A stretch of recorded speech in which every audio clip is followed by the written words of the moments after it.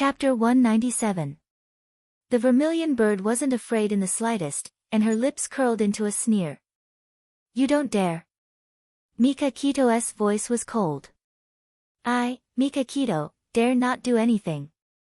"Then come with me." On the top floor. The night wind was blowing and the stars were twinkling. Two tall figures stood by the railing and looked at each other coldly. Vermilion Bird threw a can of beer at Beitang Shen. Beitang Shen casually grabbed it and pulled the tab open with a bang. "I'll accompany you." Vermilion Bird also opened a can of beer, and with a leap, sat on the 2-meter-high platform. Beitang Shen also jumped up and sat beside her. The two of them didn't say anything. They raised their heads and gulped down the wine. Soon, they finished the bottle of wine. The empty bottle was thrown to the roof, making a clanking sound. Again. Suzaku took out a can of beer from behind her back and handed it to him. He took the can of beer and glanced at her from the corner of his eye. He saw 2 cans of beer behind her. After drinking the 2 cans of beer, his expression was normal. He said coldly, "It's too boring to drink like this. Why don't we have a competition to see who can drink more?" Suzaku was expressionless. "There's a winner and loser in a competition. What are you going to bet?" Mika Kito looked at her sharply. "Freedom. If you win, I'll give you back your freedom." Suzaku smiled. "Okay. If you win, I'll work for you for the rest of my life." The contract she signed with Mika Kito was only for 20 years. Now, she was betting her freedom. 2 pairs of cold and emotionless eyes met. They clinked their cans of beer, signaling the start of the competition. Cans of beer were downed one after another, and empty cans were thrown to the roof one after another. The two of them sat on the high platform like 2 machines, mechanically repeating the action of downing beer. The starlight poured down on them, breeding feelings of loneliness and sadness. After drinking for an unknown amount of time, Vermilion Bird's eyes began to blur. The beer had already risen to her throat. She covered her mouth and burped. Slightly drunk, she said, "Why didn't you kill me back then?" She knew that this man loved Xia Dong to the core. She kidnapped and hurt Xia Dong, but she did not expect that he would spare her life. Mika Kito's eyes were also blurry. He took a sip of beer and said indifferently, "I have an agreement with you." She sneered. "Agreement? What's the use of an agreement for a man like you?" He was not the kind of person who would abide by an agreement. She had already seen how ruthless he could be in Japan. He turned to look at her. Under the starlight, there was a cold smile on her beautiful face. Her eyes were a little drunk, and there was a charm in her coldness. He had to admit that she was very beautiful. "You can take it that I value talent." Her rosy lips curved. She looked at the bright night view of the city and said indifferently, "I won't be grateful to you. Sometimes, losing freedom is worse than death." "I know. I don't need your gratitude." He looked into the distance. There was a port, and the lights were shining brightly, guiding the ships out to sea. But the guiding light in his heart had been extinguished. He had loved her for 5 years, but she did not belong to him. The sadness in his heart could not be expressed. It turned into melancholy and poured into his heart together with the beer. It was so bitter that his eyes flashed like broken glass. The can of beer in his hand was empty again, just like his heart. After a long time, the night wind blew, bringing with it the noise of the city and the sound of the sirens. 2 bodies lay on the high platform, motionless. Suddenly, a pair of pitch-black eyes opened. His cold gaze made people shudder. She turned to look at the person beside her. His eyes were closed and his brows were tightly knitted. His entire body was emitting a strong smell of alcohol. Suzaku called him softly. "Mika Kito." He frowned impatiently and turned his back to her. Her slender fingers slowly slid down to her calf, and she pulled out a sharp dagger from her small leather boot. She looked at his broad back and raised the dagger high. It was this man who had destroyed her freedom and her pride. He even used her beloved Director Lin to force her. If she killed him, she could regain her freedom and reunite with Director Lin. The biting cold murderous aura suddenly expanded, ready to be released. She raised her hand high and stabbed down heavily. But at the last moment, she controlled herself. She was crazy, really crazy. If she killed him, how could she escape the Yamaguchi-gumi's pursuit? How could she save Director Lin from Japan? The alcohol kicked in, and she almost did something she regretted. She put down the dagger and quietly put it back into her boot. Then, she pretended that nothing had happened and lay quietly beside him. Mika Kito suddenly turned around. His eyes were like ice, and he didn't look drunk at all. He said coldly, "Why didn't you do it?" Suzaku's back broke out in cold sweat. It turned out that this man wasn't drunk at all. He must have been pretending. He definitely didn't believe in her loyalty, so he took the opportunity to test her. "Why didn't you do it?" He stared at her coldly, as if he wanted to see through her organs. Her lips moved, and she said calmly, "If I kill you, I won't be alive. Although I hate not having freedom, there are important people who are worth it for me to give up my freedom.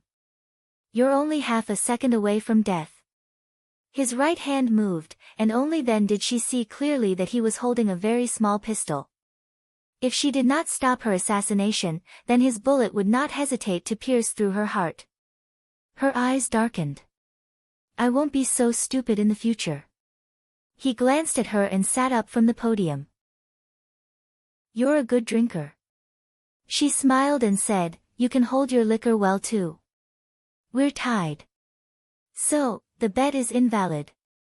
He stretched out his right hand and raised it in midair.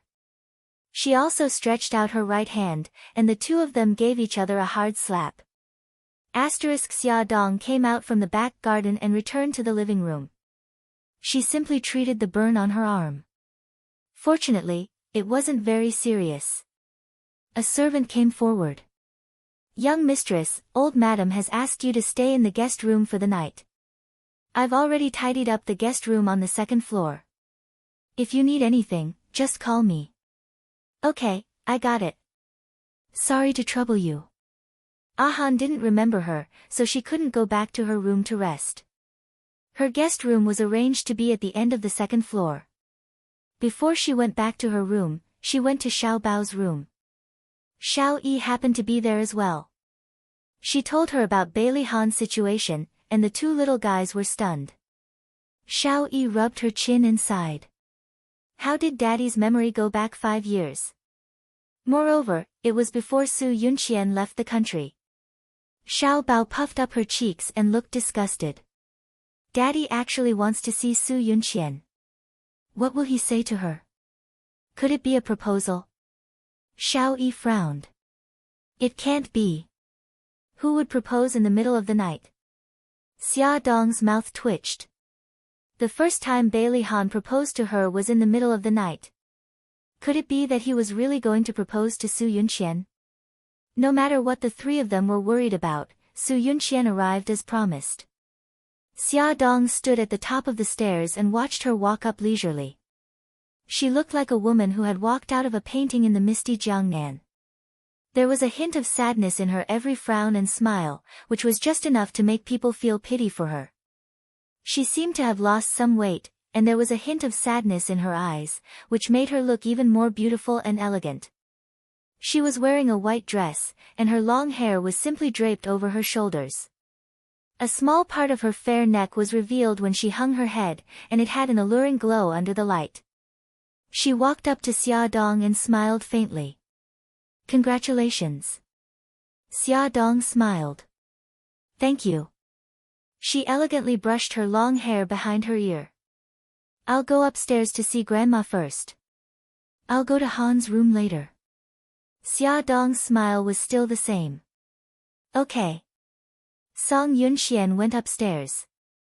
Song Yunxian did not know what old madam had said to her, but Song Yunxian came downstairs after about 10 minutes. Hearing Song Yunxuan's footsteps, Xia Dong pushed the door open and stood in the corridor to wait for her. Su Yunxian curled her lips and her smile was a little dazzling. I know where Han's room is. I don't need to trouble you to take me there. Xia Dong said faintly, I'm his wife. This is the basic courtesy to treat guests. Miss Su, please. Su Yunqian's eyes moved, and the smile on her lips gradually disappeared. Bailey Han hadn't gone to bed yet. He had changed into a formal suit and looked extremely handsome. When Xia Dong knocked on the door and entered, he was sitting on the sofa reading a book. When he looked up and saw the two of them walking in, a smile immediately surged in his eyes. Yunqian. Su Yunqian went forward and hugged him affectionately. Han, I missed you so much. Bailey Han hugged her tightly. I missed you too. Xia Dong looked down and pinched her palms hard.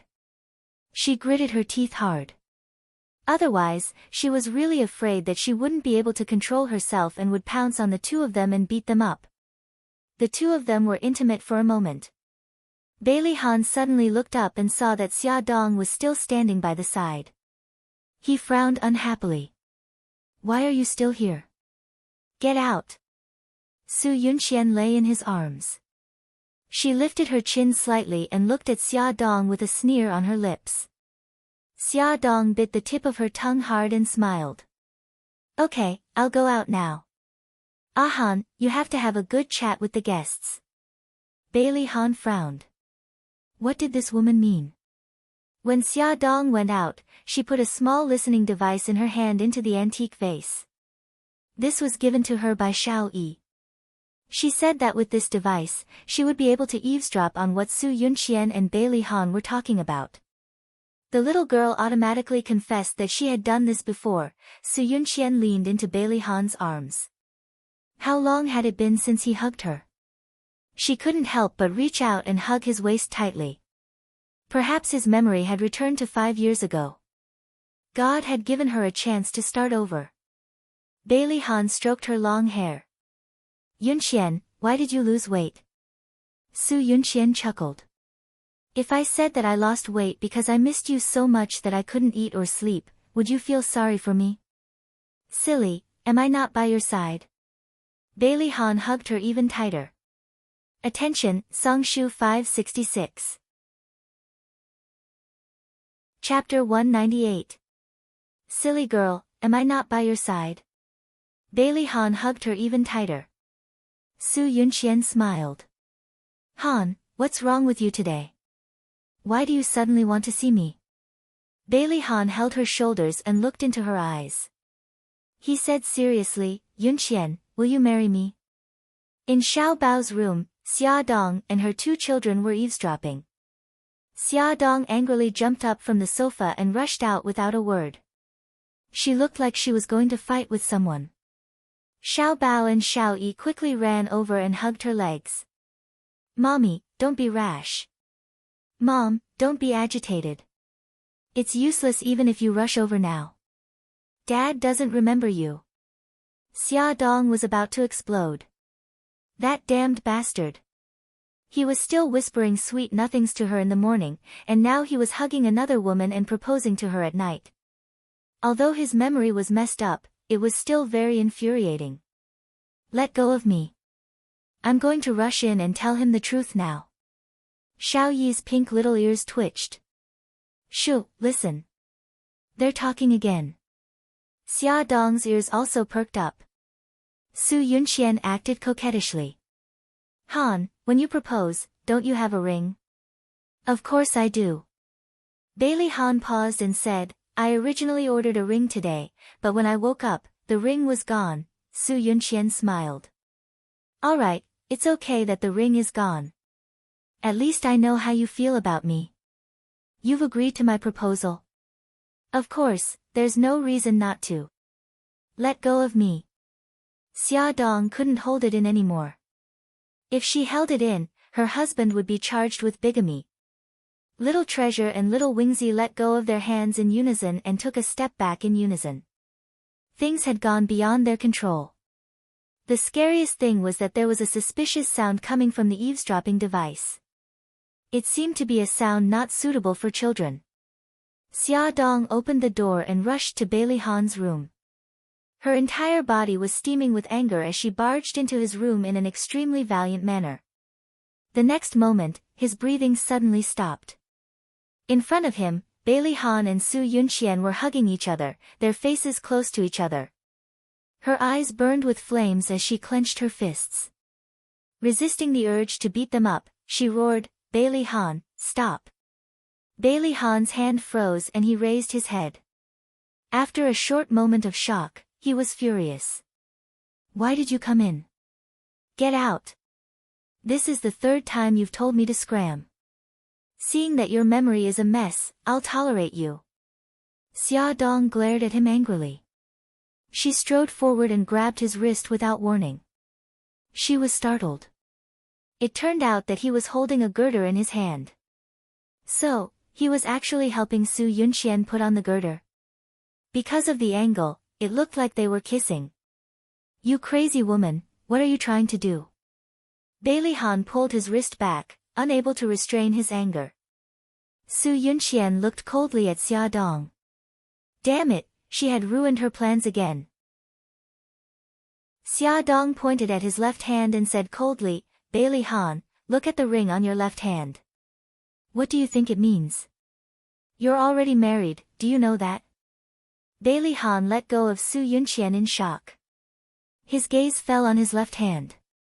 He had been wondering when he had a ring on his finger. Xia Dong extended her left hand in front of him and said angrily, "Take a good look at what this is. Don't you think it's exactly the same as the one on your finger? This. What's going on?" Bailey Han was shocked and angry. When did he get married? Why didn't he know about it? Who was this woman in front of him? There seemed to be something in his brain that suddenly bounced and tightened. It hurt. He held his head in pain and tried hard to think, but he couldn't remember. No, it was getting more and more painful. His vision turned black and he felt dizzy, his body tilted and he fell onto the sofa. Han, Xia Dong and Su Yunqian threw themselves on him at the same time and called out to him anxiously. Xia Dong was anxious and helpless. What should she do? Yes, she should call the doctor. She suddenly jumped up and reached for the phone. Su Yunqian grabbed her wrist and stared at her with a venomous gaze. It's all your fault, Xia Dong. If anything happens to Han, I won't let you off. Now's not the time to talk about this. Xia Dong pushed her arm away and tried hard to calm down as she dialed Suja's number. Old Madame Dowager and the others rushed over when they heard the news. Everyone was anxiously waiting for Suja's arrival. Xiao Yi secretly took out the listening device from the antique vase and hid it in her pocket. Suja carefully examined Bailey Han's body and listened to old Madame Dowager's description of his situation. He frowned and thought for a moment before saying, "Old Madame Dowager, I want to talk to you alone." In the study, old Madame Dowager said, "Dr. Su, it's just the two of us now. If you have something to say, just say it." Suja's face was serious. Old Madame Dowager, from Han's current situation, his memory has begun to become chaotic. I suspect that the hypnosis we did on him 5 years ago will soon lose its effect. When that time comes, not only will he regain his memory, but he will also suffer from the pain of his headaches again. Old Madame Dowager said agitatedly, "Then what should we do?" Suja frowned. "I can't think of any good ideas right now. However, if we want to completely cure him, we still have to do surgery to remove the foreign object in his brain." Old Madame Dowager's face was ashen. 5 years ago, the top neurologist in the country examined him and said that the foreign object in his brain was too close to his nerves.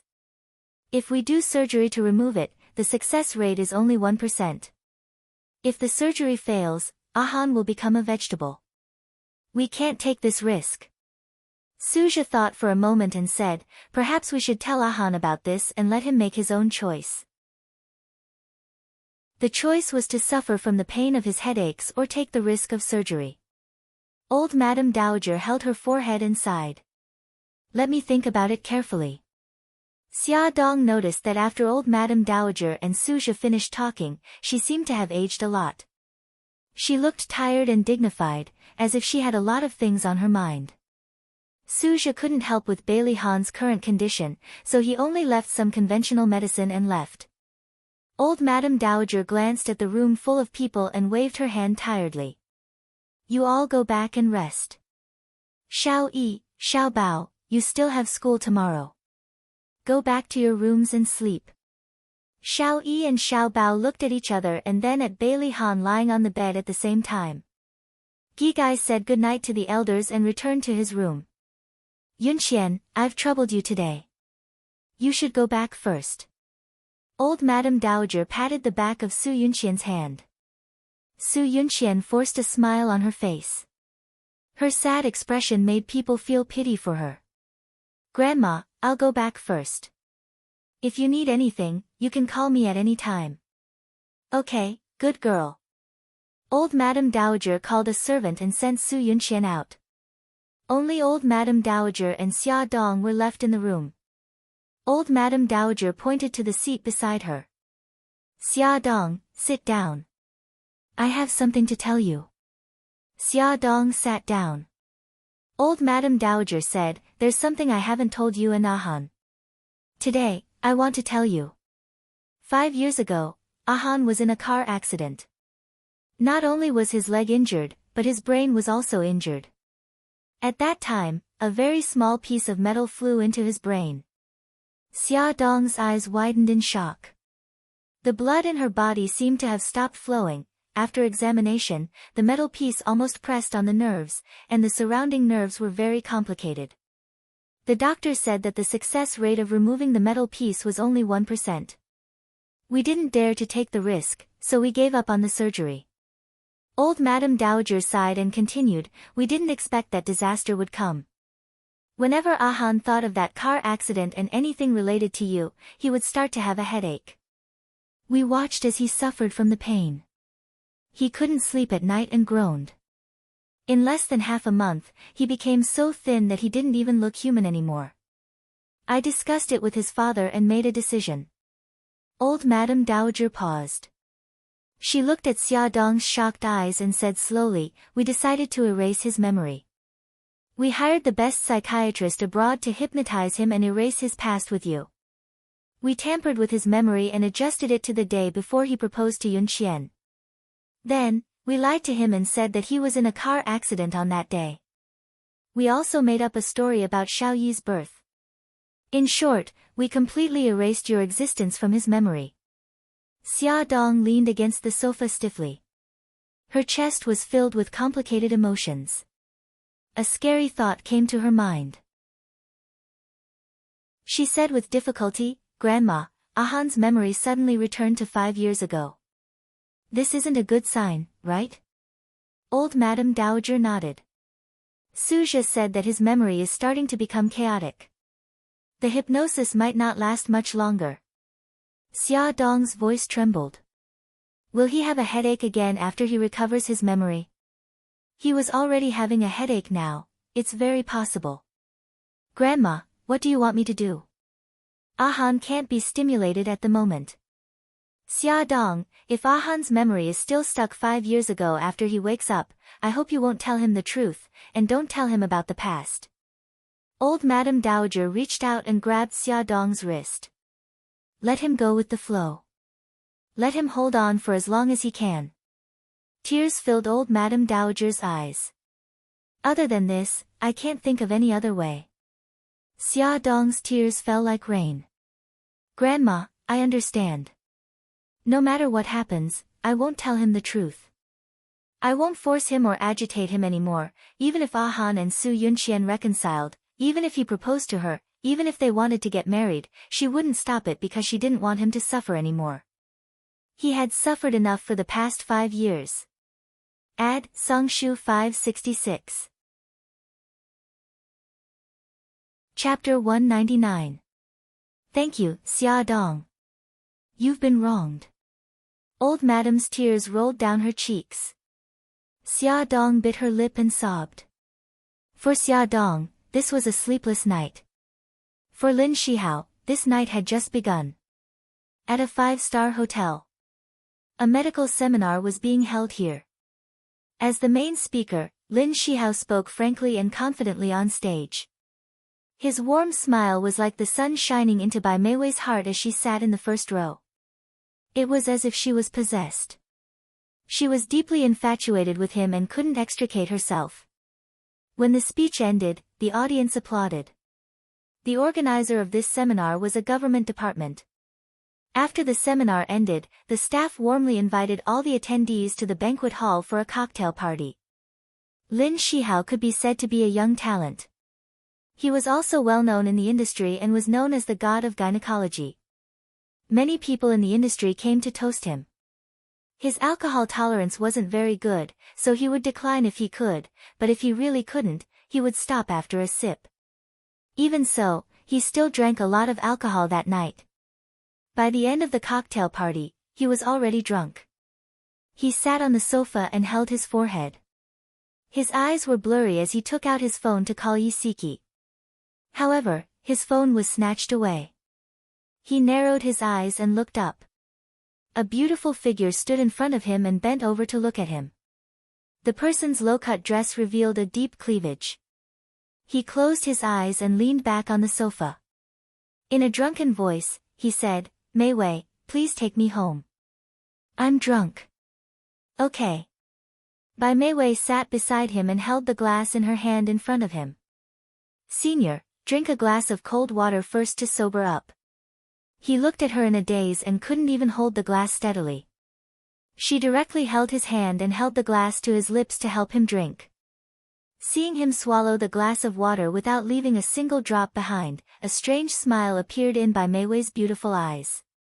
"Senior, be careful." "I'll help you back," Bai Meiwei said gently. She held his arm and helped him up from the sofa. Lin Shihao's head was getting dizzier and dizzier. He staggered and leaned all his weight on her until he completely lost consciousness and fell limply on her shoulder. A male waiter came forward and asked, "Do you need help?" Bai Meiwei glanced at Lin Shihao, who was lying on her shoulder, and smiled. "Sorry to trouble you. I've booked room 713. "Okay." The waiter supported Lin Shihao and helped him to the elevator. Bai Meiwei leisurely followed behind.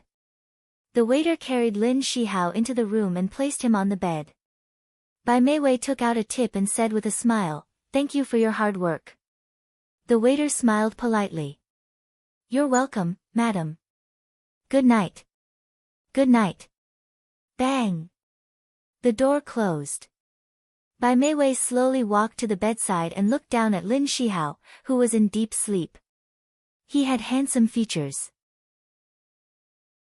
His handsome eyebrows were relaxed, his nose was high, and his thin lips were slightly pursed. She had been obsessed with that face for a long time. She bent over, her cheeks burning as she leaned against his chest. His broad chest and the steady beating of his heart made her feel at ease. He seemed to be uncomfortable from being pressed against by her. He frowned and murmured softly, "Siki, Siki, Yisiki." Even when he was asleep, he still remembered her. Bai Meiwei's eyes were filled with anger. The last bit of hesitation and shyness in her heart disappeared. She wanted to have him, even if she had to resort to unscrupulous means. Walala. The hot water flowed as Bai Meiwei carefully washed her body in the bathroom. Not a single inch of skin was left untouched. In a while, she would give herself to the man she loved the most. Her heart was thumping wildly. She didn't know that in the guest room, Lin Shihao's phone was ringing. Yisiki was a little uneasy. She called Lin Shihao's phone twice, but no one answered. The seminar should have ended at 9 o'clock, but it was already 10 o'clock. Why wasn't he back yet? He didn't even call back. Could something have happened to him? Yisiki remembered that the person who went to the seminar with Lin Shihao was Bai Meiwei. Unfortunately, she didn't have Bai Meiwei's phone number, so she couldn't ask her. What should she do? She paced back and forth in the room uneasily. Suddenly, she remembered that there must be Bai Meiwei's private phone number in the on-call room, so she called the on-call room. She gave a simple explanation, and the people in the on-call room gave her Bai Meiwei's private phone number. Beep, beep, Beep. She called by Meiwei's phone twice, but no one answered.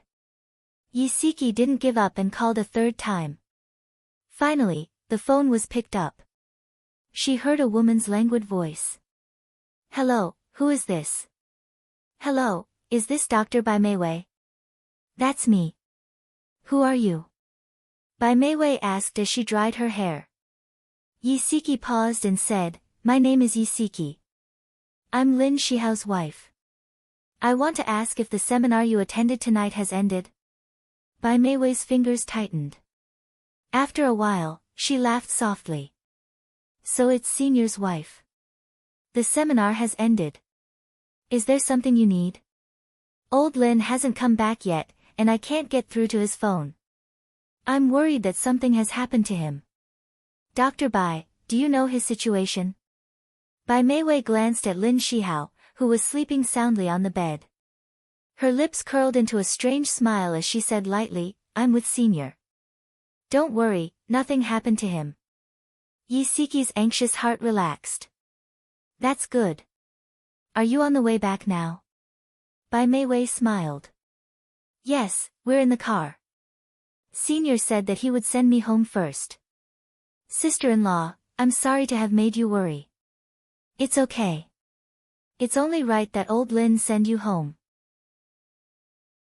Although the two of them hadn't picked up the phone for a long time, which made Yisiki feel a little strange, she didn't think too much about it. She smiled and said, Dr. Bai, but before she could calm down, the part of him that was inside her body rose up again, and another round of passion began. The next morning, the glaring sunlight shone through the window. Lin Shihao frowned impatiently. He turned over and reached out to hug the person beside him. After sleeping for a few more minutes, his head slowly cleared up. He held his forehead with one hand and muttered softly, Honey, my head hurts. The response he got was a soft sob. Lin Shihao suddenly opened his eyes. He saw a woman's naked back. Her fair skin was covered with bruises. She was curled up into a ball and sobbing softly. Her shoulders were trembling slightly. His eyes widened in shock. She wasn't his wife. Who was she? He reached out his trembling hand and slowly pulled her shoulders back. His heart suddenly fell to the bottom of the valley. He cried out involuntarily, Meiwei. Bai Meiwei's cheeks were covered with tear stains.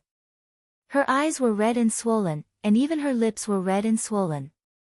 Her chest and neck were full of marks from lovemaking. She covered her face and cried sadly, Senior, how did this happen? How did we end up together? Lin Shihao's face was ashen. He was about to break down. He betrayed Siki. He actually betrayed his wife. Senior, you were drunk last night. I drank too much too and couldn't drive.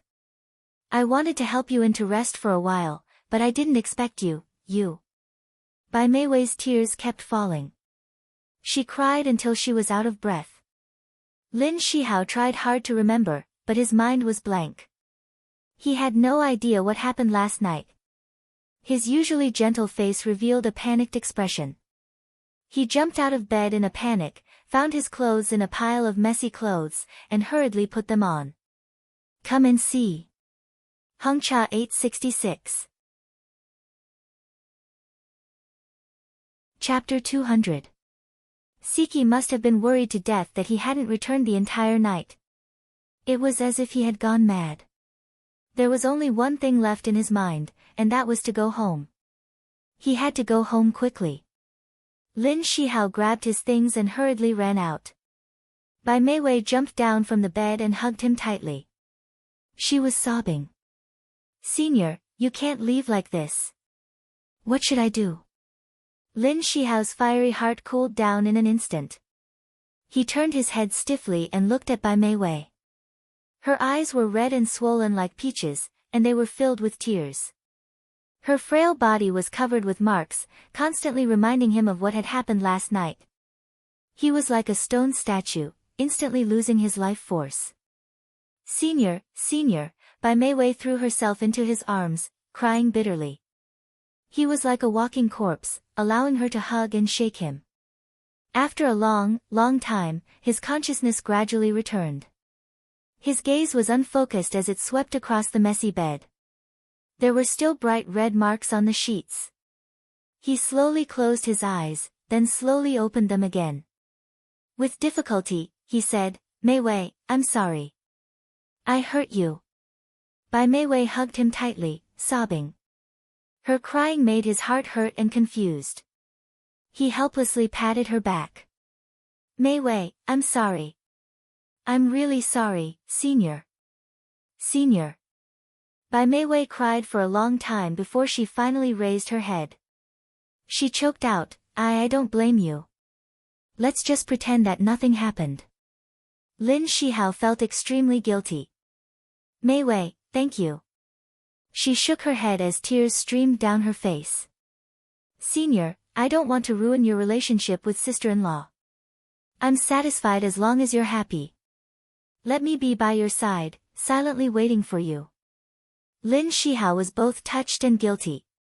He hugged her tightly. Bai Mei Wei wiped the tears from her face. "Senior, if sister-in-law asks, just say that you were drunk last night and rested at my house for the whole night. Don't worry, if sister-in-law asks, I'll help you." "Thank you, Mei Wei." Lin Shihao's throat moved, his voice low and hoarse. After Lin Shihao and Bai Mei Wei tidied up, they walked out of the hotel one after another. He sat in the car and took out his phone. He didn't know when, but his phone had been turned off. He turned it on and saw many missed calls from Siki, as well as text messages from her. Her concern for him were evident in every message she sent him. His heart suddenly ached, and he punched the steering wheel hard. 2 drops of tears fell from the 1.8-meter-tall man's eyes.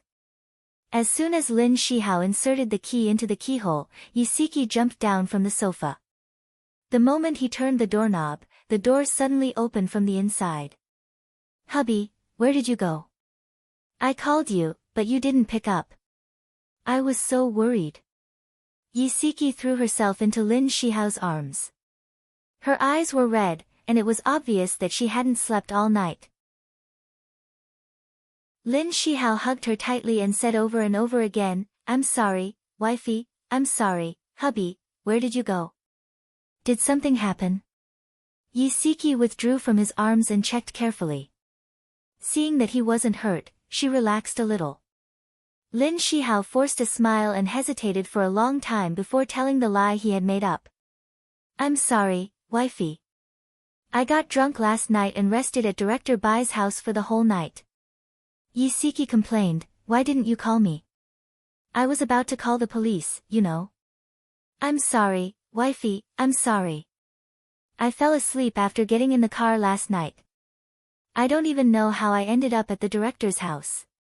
He hugged her tightly, his heart filled with guilt. The two of them hugged for a long time before he whispered, "Wifey, I'm very tired. I want to take a shower." Yisiki patted his back and said gently, "Okay, I'll go turn on the hot water for you." Lin Shihao sat on the sofa dejectedly. He held his head in his hands and listened to the sound of the hot water running in the bathroom. His heart was in a mess. Guilt wrapped around him tightly, and he almost couldn't breathe. "Hubby, I'm done. I've put the clothes on the rack. Go in quickly." He took a deep breath and looked up slowly. He smiled gently and said, "Okay." Xia Dong suddenly woke up. Her dark eyes were filled with fear, and her forehead was covered with sweat. She hurriedly put on her slippers and ran down the corridor in a panic towards Bailey Han's room. She had a nightmare. She dreamed of a grand wedding. She was wearing a beautiful wedding dress and holding flowers in her hands, waiting for the groom to hold her hand.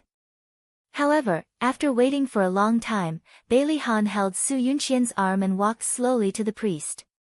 They looked at each other affectionately, as if she didn't exist. She couldn't take it lying down. She pounced forward and called out Bailey Han's name.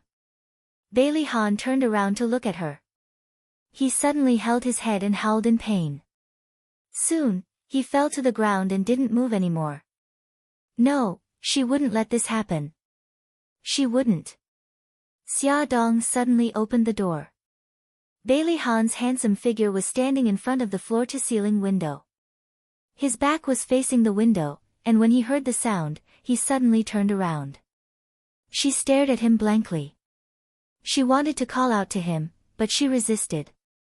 No, she had to pretend that she didn't know him. Bailey Han's handsome face was expressionless. He walked towards her step by step, staring at her with his deep eyes. Xia Dong bit her lip and forced a smile. She stammered, "Why, eldest young master? You're awake." Bailey Han's face darkened. She explained in a panic, "Eldest young master, don't be angry. Old madam asked me to check if you've woken up. It's good that you've woken up. I'll leave now." She turned around to leave, in case he was unhappy to see her here. However, her wrists suddenly tightened and she was pulled into his embrace. She stiffened in his embrace, not daring to speak or move for fear of agitating him. Bailey Han lowered his head to look at the stiffened woman in his arms. His face darkened even more. He frowned and his voice was cold and filled with anger. "Are you that afraid of me?" Xia Dong lowered her eyes and stared at his toes. She said softly, "No." "Then why did you run away when you saw me?" Her throat tightened. "You didn't want to see me." His brows furrowed and his eyes were cold. "When did I say that I didn't want to see you?" She felt wronged. Yesterday. Within a day, he had asked her to get lost twice. Bailey Han's frown deepened. He felt uncomfortable looking at the top of her head. He reached out and lifted her chin, forcing her to look into his eyes. "You haven't explained why Mika Keto kissed you. How could I not want to see you?" When he woke up and she wasn't by his side, his first thought was that she had left with Mika Keto. But he refused to give up, so he stood in front of the window, wanting to see if she was outside. At this moment, she suddenly pushed open the door and entered. Ecstasy surged into her heart, and before he could ask her to explain, she impatiently said a bunch of strange things. Xia Dong looked at him in shock. You know my Bailey Han." Bailey Han was so angry that he almost laughed. What did she mean by knowing her Bailey Han? Wait a minute. His pupils suddenly shrank. "Wifey, what do you mean by that?" Xia Dong had already confirmed that the person standing in front of her was the Bailey Han with normal memories. She quickly shook her head. "No, I didn't mean anything. Hubby, I'll explain now. Yesterday, Brother Shen asked me to go out. I was afraid that it would cause a misunderstanding, so I didn't tell anyone and went out to see him alone." Xia Dong was afraid that there would be a rift between them because of what happened yesterday, so she didn't hide anything and told him everything, including how Mika Keto had forced a kiss on her. Bailey Han felt a little better knowing that she hadn't been willing to be kissed.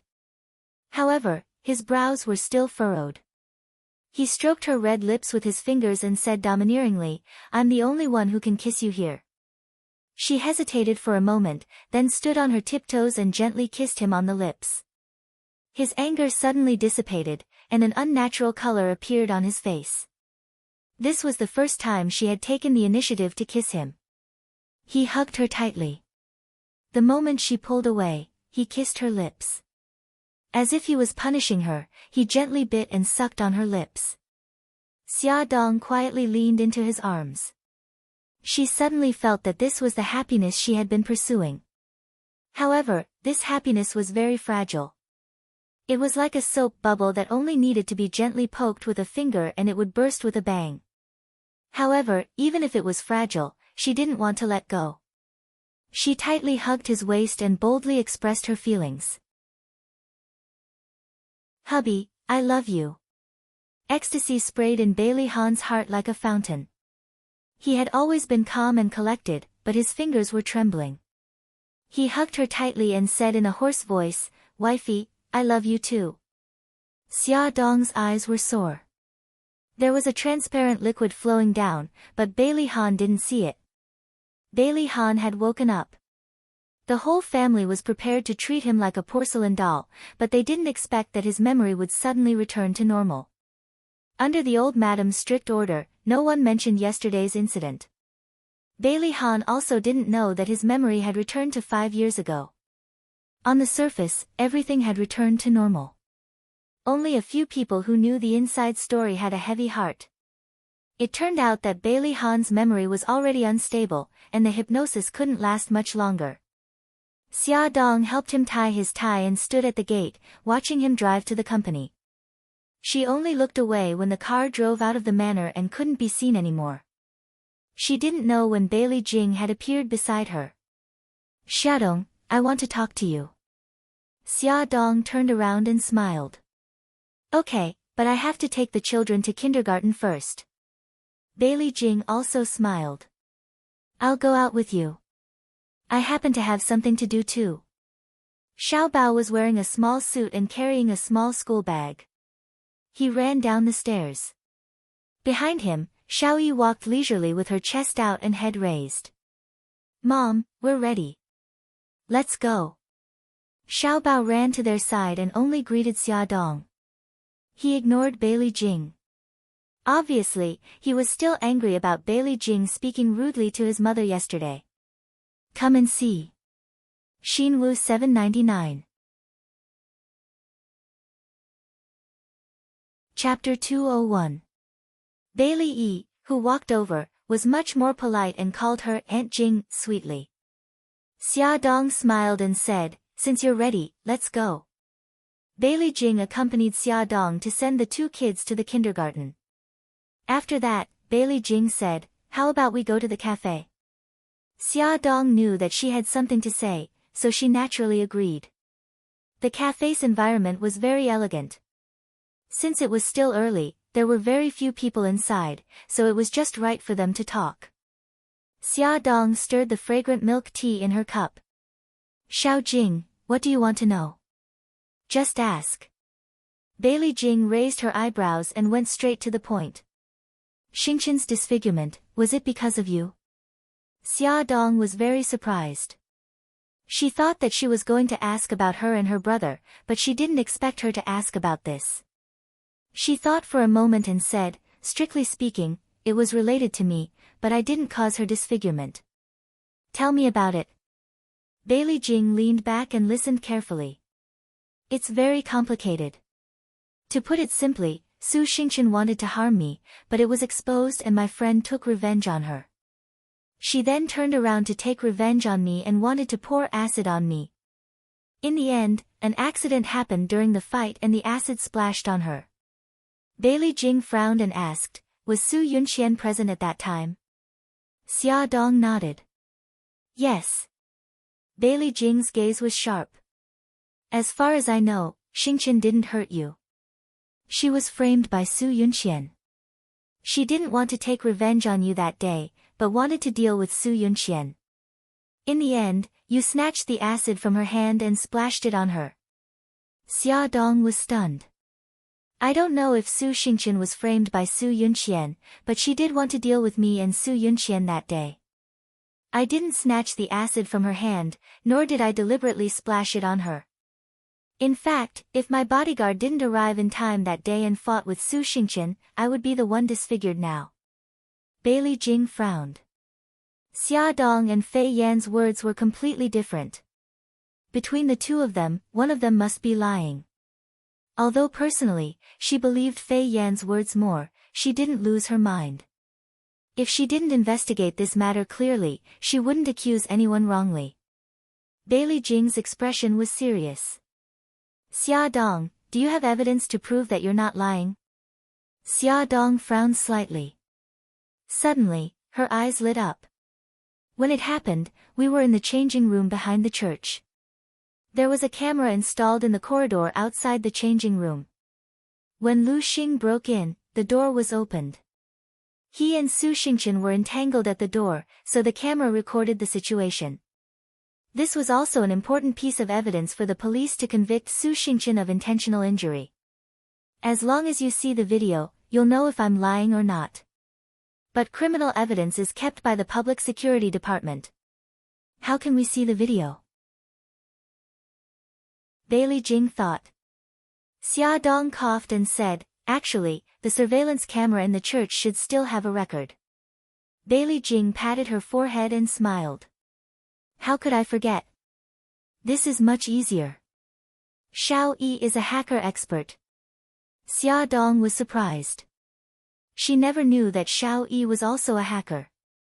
Bailey Jing raised her eyebrows in amusement. Don't tell me you still don't know. Xia Dong smiled bitterly. I really don't know. I've been separated from Xiao Yi for more than 4 years. I feel like I don't understand him at all.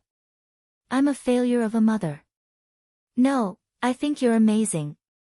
Bailey Jing looked into her eyes and said seriously, I admire you for raising 2 children alone. Xia Dong smiled. I thought you hated me. Bailey Jing shrugged. At first, I hated you. But after hearing about your experience, I think you're amazing. You're a good mother. Her straightforward words touched Xia Dong. Thank you. She smiled and said, don't be in a hurry to thank me. If it turns out that you really hurt my friends, I'll still hate you. Xia Dong smiled. She really appreciated Bailey Jing's personality more and more. She was straightforward and cheerful. The two agreed to ask Xiao Yi to help pull up the surveillance video of the church at night. Then, they parted happily. Bailey Jing left the family car to Xia Dong and rented it herself. She took out a business card from her handbag and pointed to the address on it. She asked the taxi driver to send her to the location. Xia Dong hadn't seen Yisiki for a few days. She missed her, so she wanted to ask her out to relax. Guangmao Building, Langyu Psychological Consulting Firm. Seeing someone coming, the beautiful receptionist Miss smiled politely. Hello, Mississippi. How can I help you? Bailey Jing took off her sunglasses and pushed her hair behind her ear. Hello, I want to see Dr. Lin Yi. Do you have an appointment? No. Miss smiled apologetically. I'm very sorry. Dr. Lin's appointments are full today. Bailey Jing's lips curled up, revealing a dazzling smile. I only need to delay him for 5 minutes. Please help me arrange it. I'm really sorry. I can't help you. Bailey Jing raised her eyebrows. Okay, I'll talk to him myself. She walked to the lounge and sat down. She took out her phone and dialed the number on the business card. After 3 rings, the phone was picked up. A man's gentle and magnetic voice came through. Hello, I'm Lin Yi. She smiled. Hello, I'm Bailey Jing. I want to take 5 minutes of your time. How is Dr. Lin? Lin Yi glanced at the counselor sitting on the sofa. I'm not free now. If you don't mind, you can wait for half an hour. Okay, I'll wait for half an hour. I won't disturb your work. See you later. See you later. Lin Yi curled his lips and hung up the phone. Bailey Jing sat in the lounge, playing a game on her phone. She was having a good time when she heard the door to Lin Yi's office open. A beautiful 17 or 18-year-old girl walked out. Her face was abnormally pale and her lips lacked color, but there was a faint smile on her face. She looked straight ahead as she walked towards the elevator. The moment she raised her hand to press the elevator button, Bailey Jing noticed that there were several scars on her wrist. Bailey Jing blinked and stood up. She turned around and saw Lin Yi in a black suit standing a few steps away from her. There was a gentle smile on his handsome face. Sorry to keep you waiting. She smiled generously. It's okay. It wasn't long. She was wearing a bohemian-style long dress today. Her wine-red hair was let down casually. Her beautiful eyes sparkled with a bright smile. She looked bright and charming. He reached out his hand. Please come in. Thank you. The office was decorated very warmly. It didn't feel rigid at all. Lin Yi lowered his guard the moment he walked in. Bailey Jing sat casually on the sofa and pulled out a check from her handbag. She pushed it in front of Lin Yi. Lin Yi, thank you for helping me out yesterday. Here's the money for the dress. Please accept it. Lin Yi had a rough understanding of her personality from their 2 conversations. He knew that she was a straightforward person. He didn't reject her. He smiled. It's nothing. Don't worry about it. Bailey miss, if I may ask, do you have an older brother named Bailey Yun? She raised an eyebrow in surprise. How did you know? He's my second brother. Lin Yi's smile widened. I'm in the same university as Yun. I'm 2 grades higher than him. She was pleasantly surprised. So you're my second brother's senior. What a coincidence. He smiled. Yun went to America recently. How's he doing there? He hasn't contacted me yet. She smiled happily, revealing her beautiful white teeth. I talked to him on the phone before I came back. He's doing well now. He started a company with his friends. It's on the right track. That's good. He's finally willing to work hard. Lin Yi hoped that Bailey Yun could walk out of the pain of heartbreak as soon as possible. The 2 of them chatted for a while more before Bailey Jing suddenly remembered the girl she saw earlier. She asked curiously, that patient of yours, I saw a scar on her wrist. Does she have symptoms of depression? The scar is also a sign of self-harm, isn't it? Lin Yi smiled apologetically. I'm sorry. I can't reveal anything about the patient. It was his professional ethics as a psychiatrist. Bailey Jing waved her hand embarrassedly.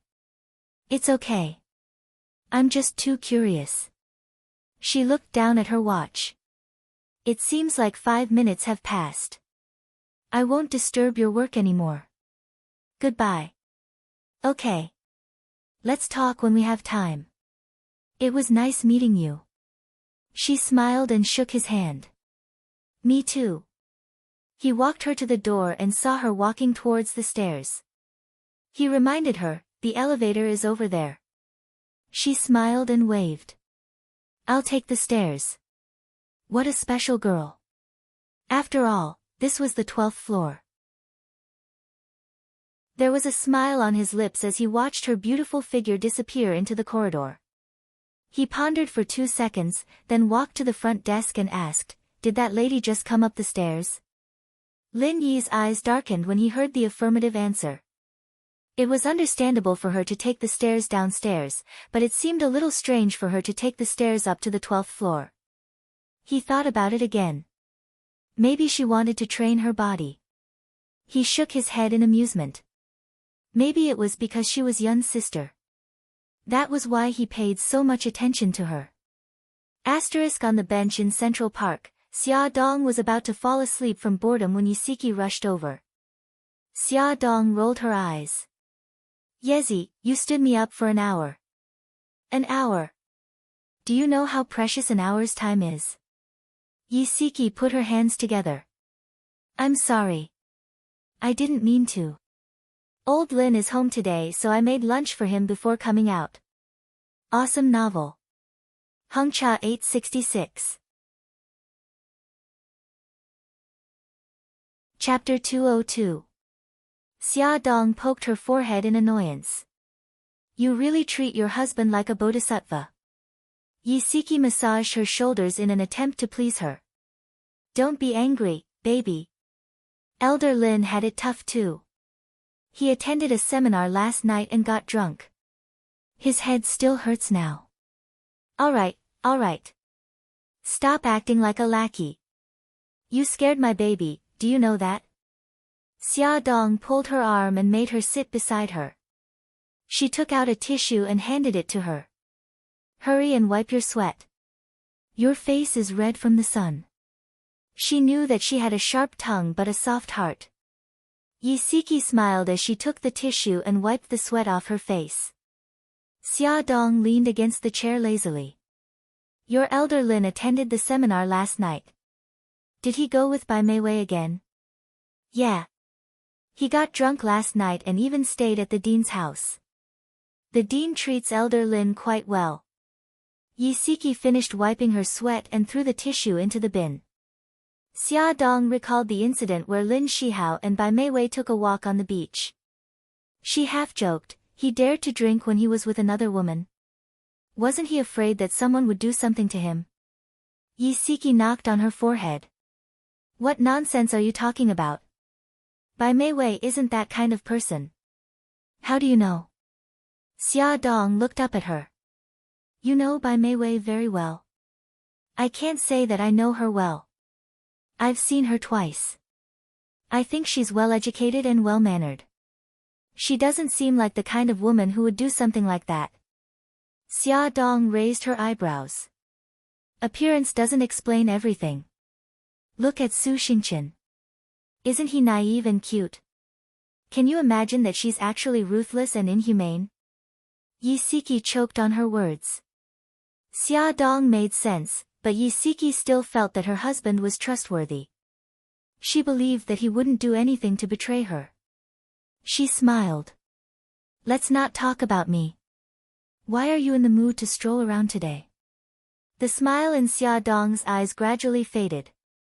She hugged her and said, Yezi, actually, I'm here today to seek comfort. What happened? Yi Siki patted her on the back. Xia Dong told her everything that had happened yesterday. It took her a while to react. She sighed and said, Mika Kito has loved you for 5 years. Now that you're married, it's inevitable that he'll be sad. Maybe he'll get better after some time.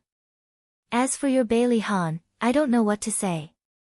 You don't have to say anything. I just wanted to talk to you. I'm fine now. Everything is fine. Xia Dong let go of her and grinned. She felt much better after saying it out loud. She was filled with courage, the courage to face the future. Yi Siki teased her, that's good. You're a cockroach that won't die. They strolled around the park, had lunch together, and went to watch a comedy movie. The two of them laughed so hard in the dark that tears rolled down their cheeks. After leaving the movie theater, they said goodbye and went back to their respective homes. Yi Siki received a call from Lin Shihao. He said that there was a last-minute surgery at the hospital and that he had to rush to the hospital. He would also be back a little late. After dinner, Lin Shihao still hadn't returned. Yi Siki took the clothes he had changed out of in the morning and was about to put them in the washing machine to wash. However, she found a long strand of hair on his jacket. This strand of hair was definitely not hers. Her hair wasn't that long. Her heart clenched. Her fingers trembled as she checked the rest of his clothes. She saw a bright lipstick mark on the back of his white shirt. Her heart almost stopped beating. She suddenly remembered what Xia Dong had said. Lin Shihao was with Bai Meiwei last night and they were both drunk. Could something have happened? No, that was impossible. Old Lin wouldn't lie to her. But how could she explain the hair and lipstick mark on his shirt? Yi Siki's hands and feet turned cold. Her legs went weak as she sat on the cold floor in a daze. She didn't even seem to hear her daughter running over to call her. Nyo Nyo pushed her arm in fear. Mommy, what's wrong? Are you feeling unwell? Yi Siki's mind went blank. Her eyes lost their light as she stared at the shirt in her hands. The bright lipstick mark was like a bloodstain that flowed deeply into her heart.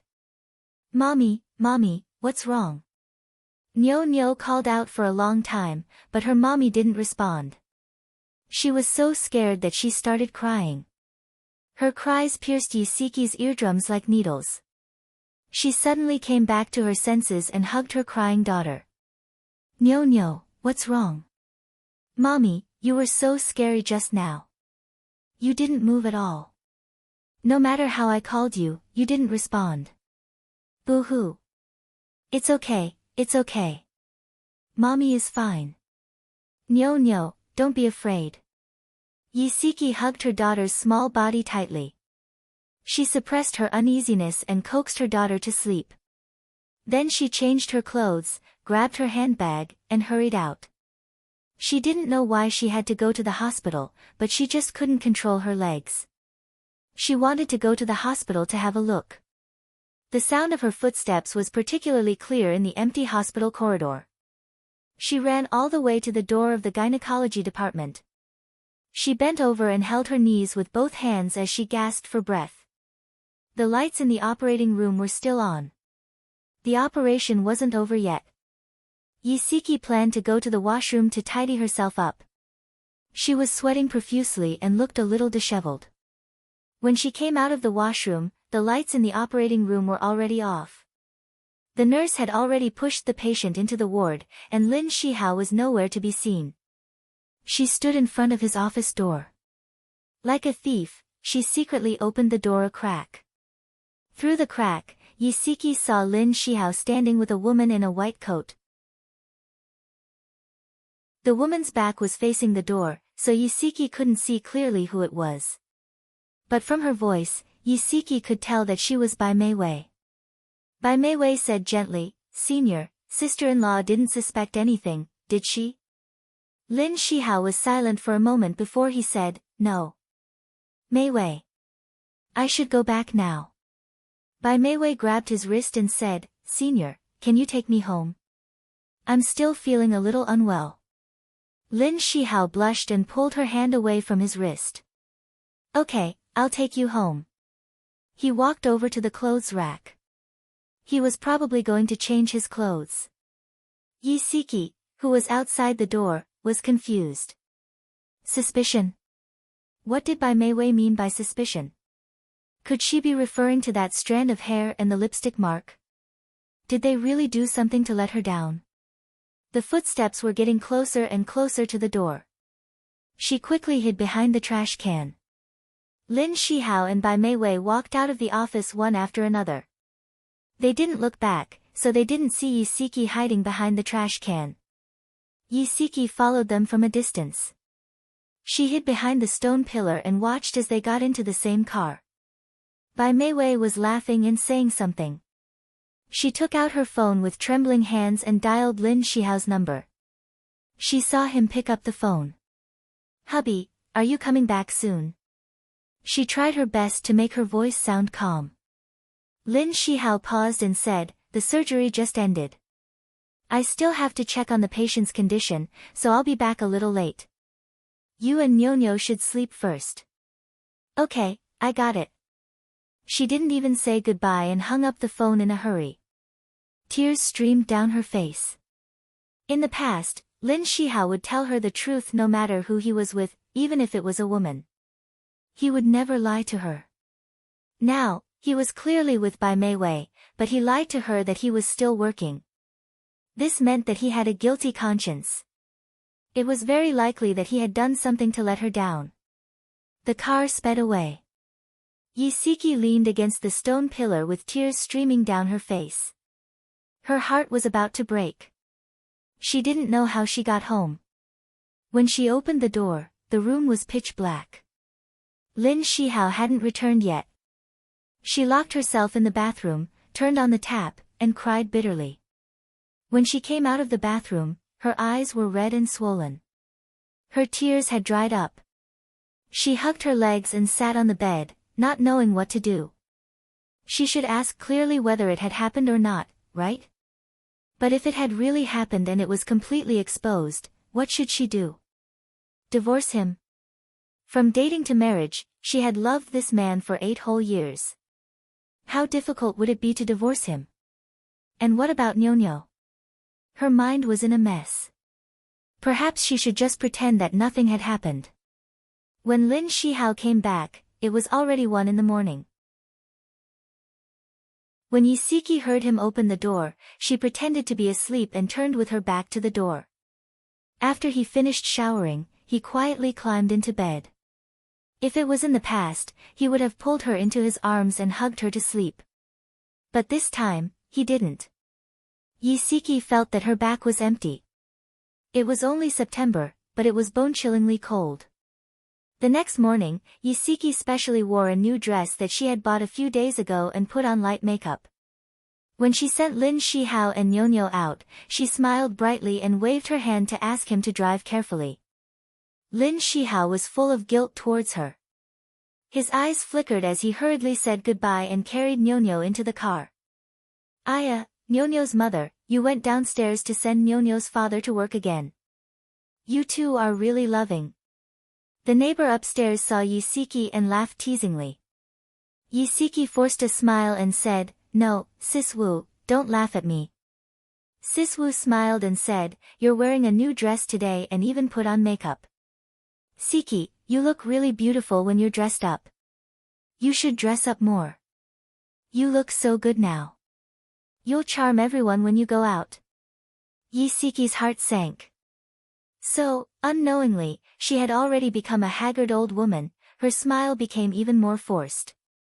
Even Sis Wu could tell that she had specially dressed up today. But old Lin didn't have any reaction.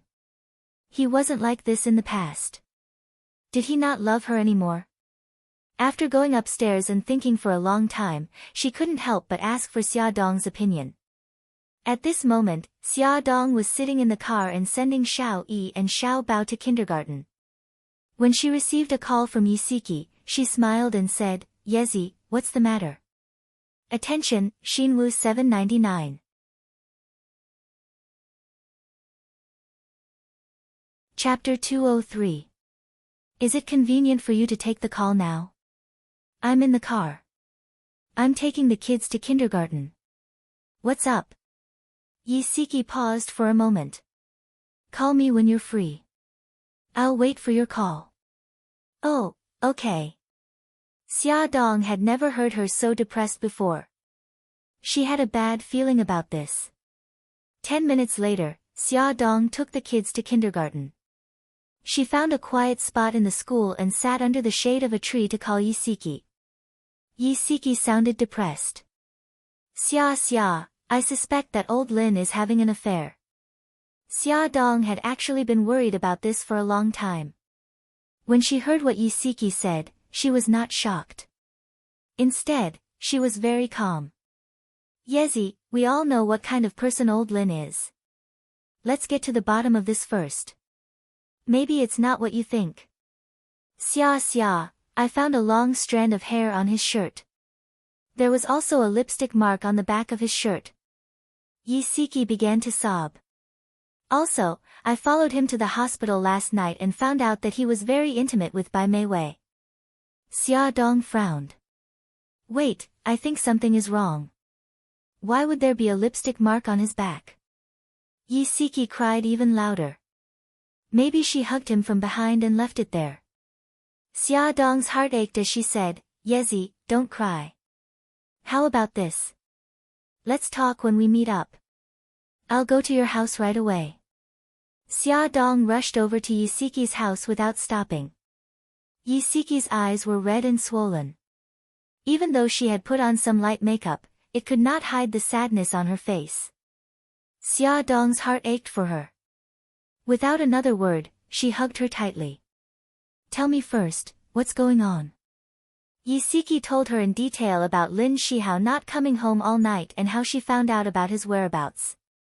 After hearing this, Xia Dong frowned and asked, Old Lin said he was staying at the hospital director's house. Did you ask the director? No, do you know the dean's home phone number? Xia Dong decided to get to the bottom of this. Yusiki flipped through the phone book for a long time and found the director's home phone. Xia Dong gestured for her to call it. It was the headmaster's servant who answered the call. Yusiki asked a few simple questions and found out what had happened. Lin Shihao did not sleep at the headmaster's house that night, and Bai Mei Wei did not return home that night either. So, were they really together that night? Yusiki was on the verge of breaking down. Don't worry. Even if they are together, they might not have done anything wrong to you. Xia Dong hugged her and said, Yezi, listen to me. Stop guessing and ask old Lin directly. Let him tell you what happened that night. No, I don't dare. If they really, then what should I do? Tears welled up in her eyes as she grabbed Xia Dong's hand tightly. Xia, tell me. What should I do if he really cheated on me? Xia Dong's eyes were filled with tears as she clutched at Xia Dong's hand tightly. Yezi, calm down first. Look into my eyes. Xia Dong held onto her shoulders and said, "Tell me, do you still love Lin Shihao? Do you love him?" She sobbed and said, "How could I not love him? I've loved him for 8 years. If he really cheated on you, are you willing to forgive him? Will you still be able to live with him?" Xia Dong was asking Yi Siki this question, but she was also asking herself. I don't know. I need to think about it. Yi Siki and Lin Shihao were each other's first loves. They had never had any messy exes to ruin their relationship. They had been very happy all this time and had never met with any setbacks. She really didn't know if she could tolerate his betrayal. "Yezi, let's not cry anymore. Let's go out for a walk and relax, okay?" Yi Siki wiped the tears from her face and said, "Okay, let's go out for a walk. If I stay at home, my thoughts will only run wild." The weather was good today. There was no scorching sun and a cool breeze blew. It was very comfortable walking on the streets. They drank coffee, went shopping, watched movies, and went to many places. Although Yi Siki was smiling, Xia Dong could tell that her smile was forced. Xia Dong suggested, "Siki, do you want me to go for a drink with you?" "No need. You're pregnant. Don't go to noisy places like bars. Besides, it's about time. You should go and pick up the children." "I'm going to pick up Nyo too." Xia Dong smiled and said, "Okay then. I'll send you to Nyo's school first." Yi Siki didn't stand on ceremony and agreed with a smile. Xia Dong sent her to the entrance of Nyo's primary school. She didn't say anything else as she was afraid of bringing up sad memories. She hugged her and said goodbye. She drove the car to the kindergarten and then picked up the children to go home. The living room was very lively. The whole family was there. Even Bailey Xiong and Bailey Han came back early from the company. They seemed to be discussing something. Xiao Bao ran in quickly and greeted the elders politely. He sat down next to his sister. Xiao Guai grinned as she took out her handkerchief and wiped the sweat off his face. Xiao Yi walked in with Xia Dong and greeted the elders as well. He glanced at the seat next to Xiao Guai. Daddy was sitting on one side and Xiao Bao was sitting on the other. His pink cheeks puffed up. No wonder Xiao Bao ran so fast. He was trying to snatch the seat. He snorted and walked straight to Bailey Han's side. He lifted his little face and grinned, revealing his adorable little white teeth. "Daddy, can you sit over there? You can sit with Mommy." He pointed to the empty sofa opposite him. Bailey Han smirked and patted his head. "All right, I'll give this position to you." "Thank you, Daddy." As soon as Bailey Han stood up, he sat down as if he was worried that someone would snatch the seat away from him. "Brother Yi, it's embarrassing to snatch a seat from Daddy." Xiao Guai giggled and gestured with her soft little fingers on her face, making a bashful gesture. Xiao Yi's handsome little face blushed. He turned his head uncomfortably. "I'm not snatching a seat. I'm creating an opportunity for Daddy and Mommy to be together." Xiao Bao came over and smiled mischievously. "Gigai, don't believe him. He's lying." Xiao Yi glared fiercely at Xiao Bao. He put his face in front of Xiao Guai and whined, "Gigai, I have sweat on my face too." "Oh, okay. Brother Yi, I'll help you wipe it off." Xiao Guai took out her handkerchief and wiped his sweat earnestly. The family couldn't help but laugh. After all this time, Xiao Bao and Xiao Yi were fighting over Xiao Guai. Ever since the family had 3 Xiao Bao, there was a lot more laughter in the house. The old madam's eyes were smiling. She looked away from the children and focused on Xia Dong. "Xia Dong, our family is gathered here today to discuss your wedding with Ahan. Ahan wants to set the wedding for next week. What do you think?" Xia Dong looked at Bailey Han in surprise. Seeing his smile, she was touched, but she looked at the old madam worriedly. "Grandma, is it really appropriate to rush the wedding?" The old madam knew what Xia Dong was worried about. She had tried to persuade Bailey Han to postpone the wedding, but he disagreed and insisted on holding it as soon as possible. The old madam smiled. Our whole family has agreed. It's up to you now. Xia Dong was very worried. She was afraid that a sudden wedding would upset Bailey Han. Bailey Han suddenly grabbed her hand and stared at her with his dark eyes. Xia, what are you worried about? No, I'm not. Then why don't you agree to hold the wedding? He tightened his grip on her hand. Mika Keto was back. He felt a sense of crisis. He had to announce to the world that Xia Dong was his wife as soon as possible. It's not that I don't agree. She didn't know how to say it. You're just starting to hesitate. Do you regret marrying me? His voice turned cold. She quickly said, I don't. I've never regretted marrying you. Ahan, don't be agitated. Then let's hold the wedding. He held her shoulders and announced domineeringly. Okay. She had no way to disobey him. The whole family happily decided which church to hold the wedding in, which hotel to hold the banquet in, and even where to go for the honeymoon. They all started a heated discussion. The three little guys were not willing to be left out. They ran over and looked at the pictures of the scenery on the computer screen. From time to time, they interrupted and expressed their opinions in a childish voice. Everyone looked very happy. Xia Dong felt that it was unreal. When did Bailey's family acknowledge and accept her? Sister-in-law, don't just stand there. You're the female lead of the wedding. You must express your opinion. Bailey called out to her with a smile. Sister-in-law. Xia Dong looked at Bailey Jing in astonishment. She smiled happily and winked mischievously. Ever since Xiao Yi hacked into the church's surveillance camera last night and found out that Su Xingchen wasn't injured by Xia Dong, she accepted Xia Dong in her heart. She even persuaded Bai Jinxiu to accept Xia Dong. Sister-in-law. Come and take a look. Oh, okay. Xia Dong still felt a little confused. These pictures were all created by Bailey Jing. She specially searched for the world's famous scenic spots on the internet and created a PowerPoint presentation. Beautiful pictures of the scenery slid past her eyes. Xia Dong gradually integrated into their atmosphere. She listened to their discussion and occasionally gave a few opinions. In the end, everyone voted and decided on the church and hotel. Since Xia Dong was pregnant and it wasn't suitable for her to run around, they decided to have their honeymoon in Greece. Bailey Han came out of the shower and found Xia Dong hugging her knees and sitting in front of the floor-to-ceiling window.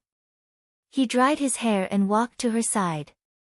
He sat down and said softly, Honey, what are you thinking about? She turned back and smiled. Nothing, I'm in a daze. You've been in a daze enough times today. He hugged her waist and laughed lightly. Who asked you to suddenly attack me? It would be strange if I wasn't surprised. She leaned comfortably in his arms and naturally wrapped her arms around his waist.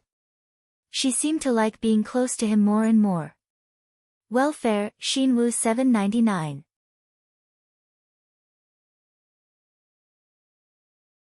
Chapter 204.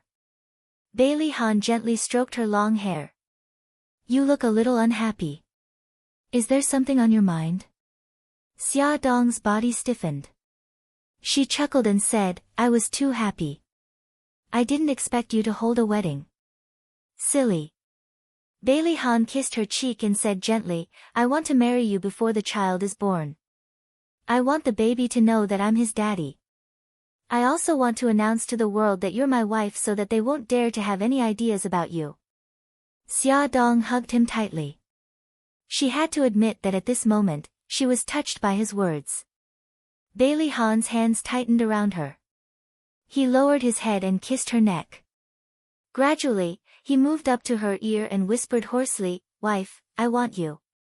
He sucked on her earlobe and gently licked it. Xia Dong's face heated up and her heart was about to jump out of her chest. Her voice trembled uncontrollably. I am pregnant. I know. He kissed her gently. His hot hand reached into her waist. We can sleep together when you're 3 months pregnant. Also, I'll be very careful. He lifted her head. Her blushing face turned even redder under his scorching gaze. He kissed her lips and whispered stubbornly, "Wife, I want you." From the time they registered their marriage until now, even if they slept on the same bed, nothing had happened. Every night, he hugged her soft and fragrant body to sleep. One could imagine the torture he had endured. He had endured for a long time. She had no reason to reject him. She shyly lowered her eyes and put her hands around his neck. She used her actions to express her intentions. The corners of Bailey Hahn's lips curled up. He carried her from the ground to the bed and kissed her lips with his slightly cold lips. The kiss was soft and gentle, imprisoning her in his arms. She didn't know when, but his hands had already taken off her pajamas. Her half-naked shoulders were smooth and white, and they shone charmingly under the light. She leaned against his broad chest, her hands unconsciously grabbing onto his robe. His voice was low and husky with a bewitching sexiness. "Wife, help me take off my clothes." She reached out with trembling fingers and tugged at the belt of his bathrobe. With a gentle tug, his firm chest entered her line of sight. His figure was very good. His muscles were well defined and there wasn't a single piece of fat. His hands kneaded her softness, and his lips and tongue wandered over her neck, earlobe, and collarbone. His movements were gentle, and a flame gradually ignited in her body. Her hands could not help but hook around his neck.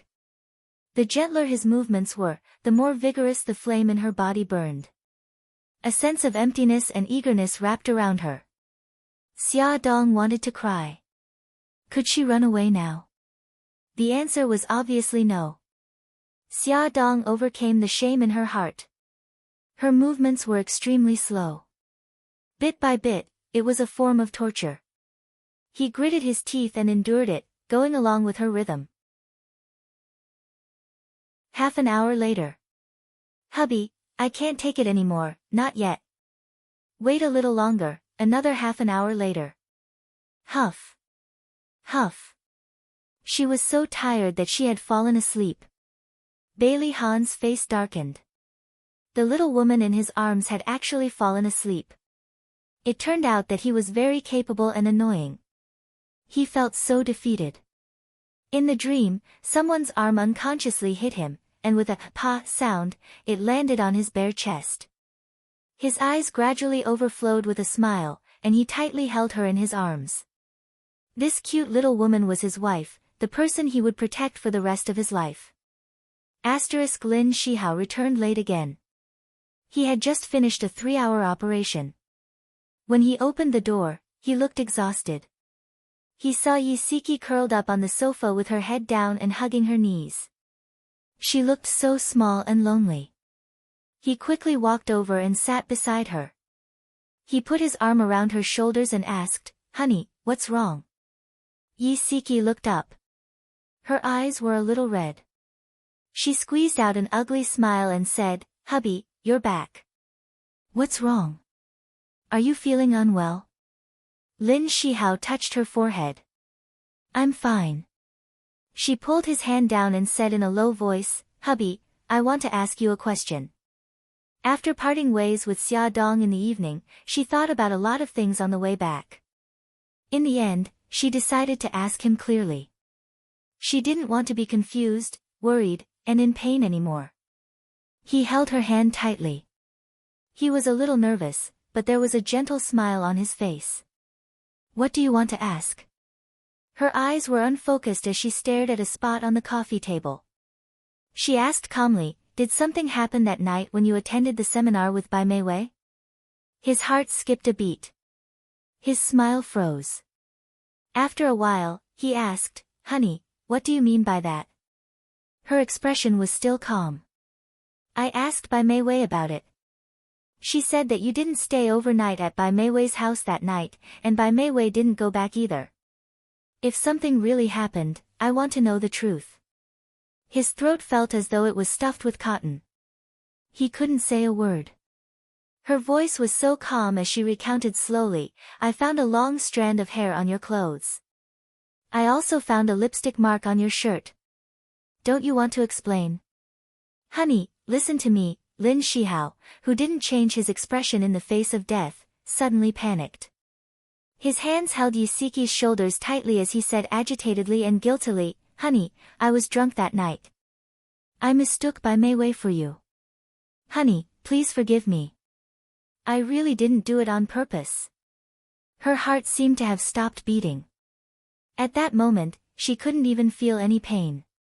She was like a puppet being shaken by his hands. Her gaze was unfocused as she stared at his face in a daze. However, she couldn't see the expression on his face clearly.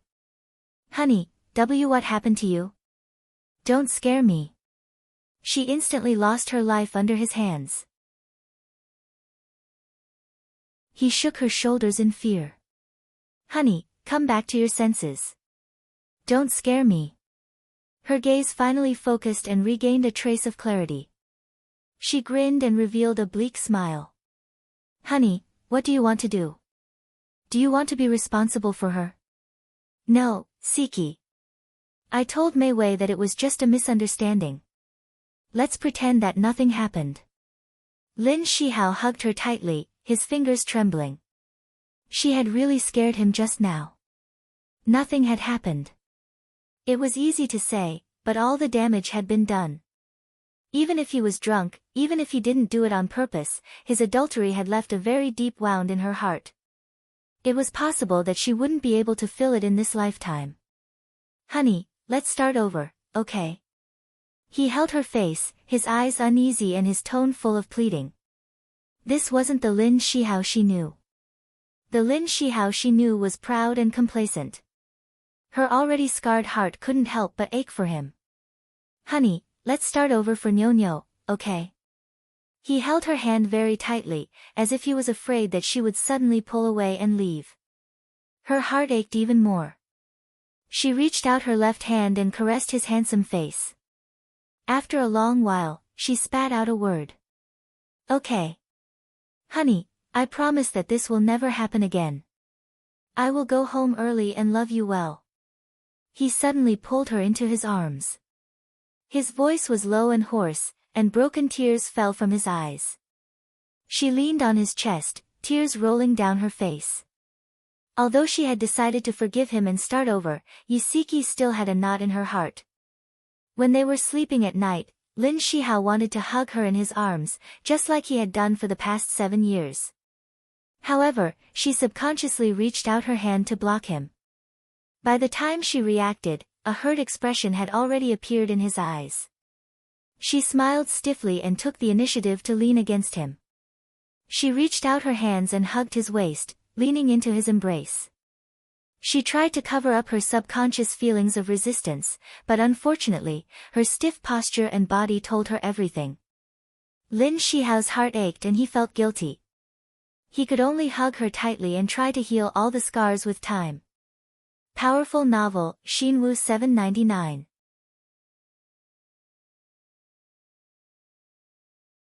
Chapter 205.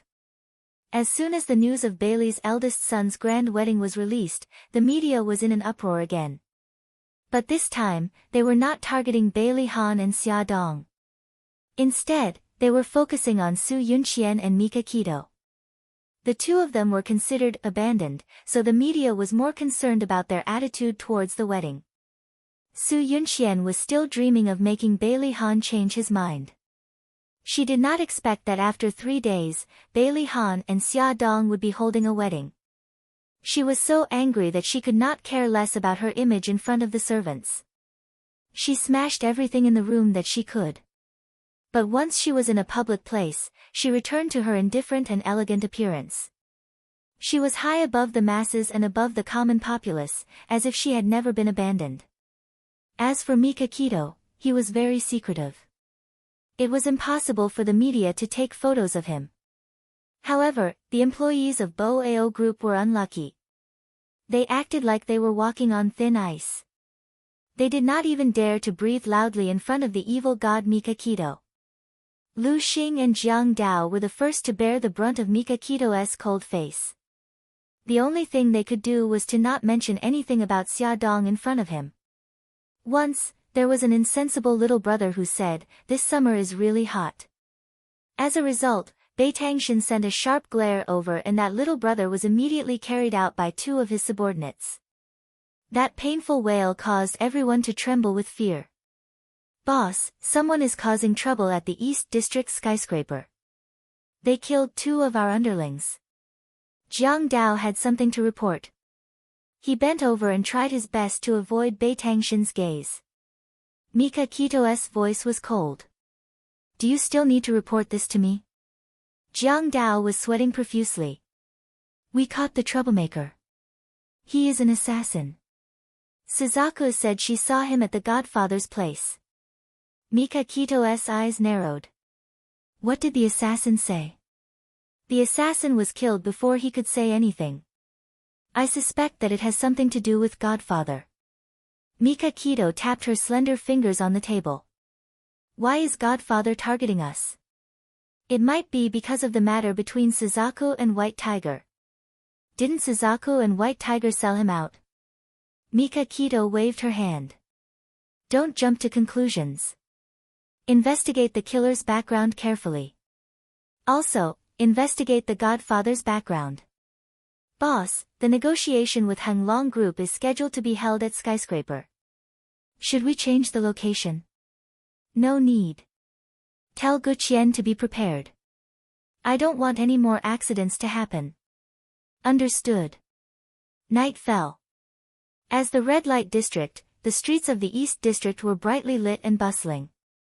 High-end luxury cars were constantly coming and going. The women in the cars were undoubtedly beautiful. Two limited edition Maybachs slowly drove in, attracting the attention of many people on the street. The Maybach stopped at the entrance of the most luxurious entertainment club, Skyscraper. There were 2 rows of staff standing at the entrance of Skyscraper, ready to welcome the guests. The people in the first car got out first. 4 men in black suits stood beside the second car. Jiang Dao got out of the passenger seat of the second car and walked to the back seat with steady steps. He opened the door gracefully. "Boss." Mika Kito stepped out of the car. His black suit accentuated his tall figure. His nose bridge was high, his thin lips were slightly pursed, and his sharp black eyes carried a dangerous message. The sound of footsteps could be heard as he walked toward the door. The staff on both sides immediately felt a strong oppressive aura. They all held their breaths and did not dare to breathe loudly. A graceful beauty in a cheongsam greeted him. She was the boss of Skyscraper, Guqian. She smiled heartily and said, "Boss, please come in." Mika Kito was expressionless. He replied indifferently, Jiang Dao stepped forward slightly and whispered a few words in Guqian's ear. Guqian raised her delicate eyebrows slightly and then nodded.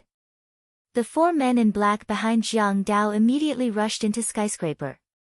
About 5 minutes later, the man in the lead came in front of Jiang Dao. He bowed respectfully and said in Japanese, "Hall Master, there are no suspicious people or surveillance devices inside."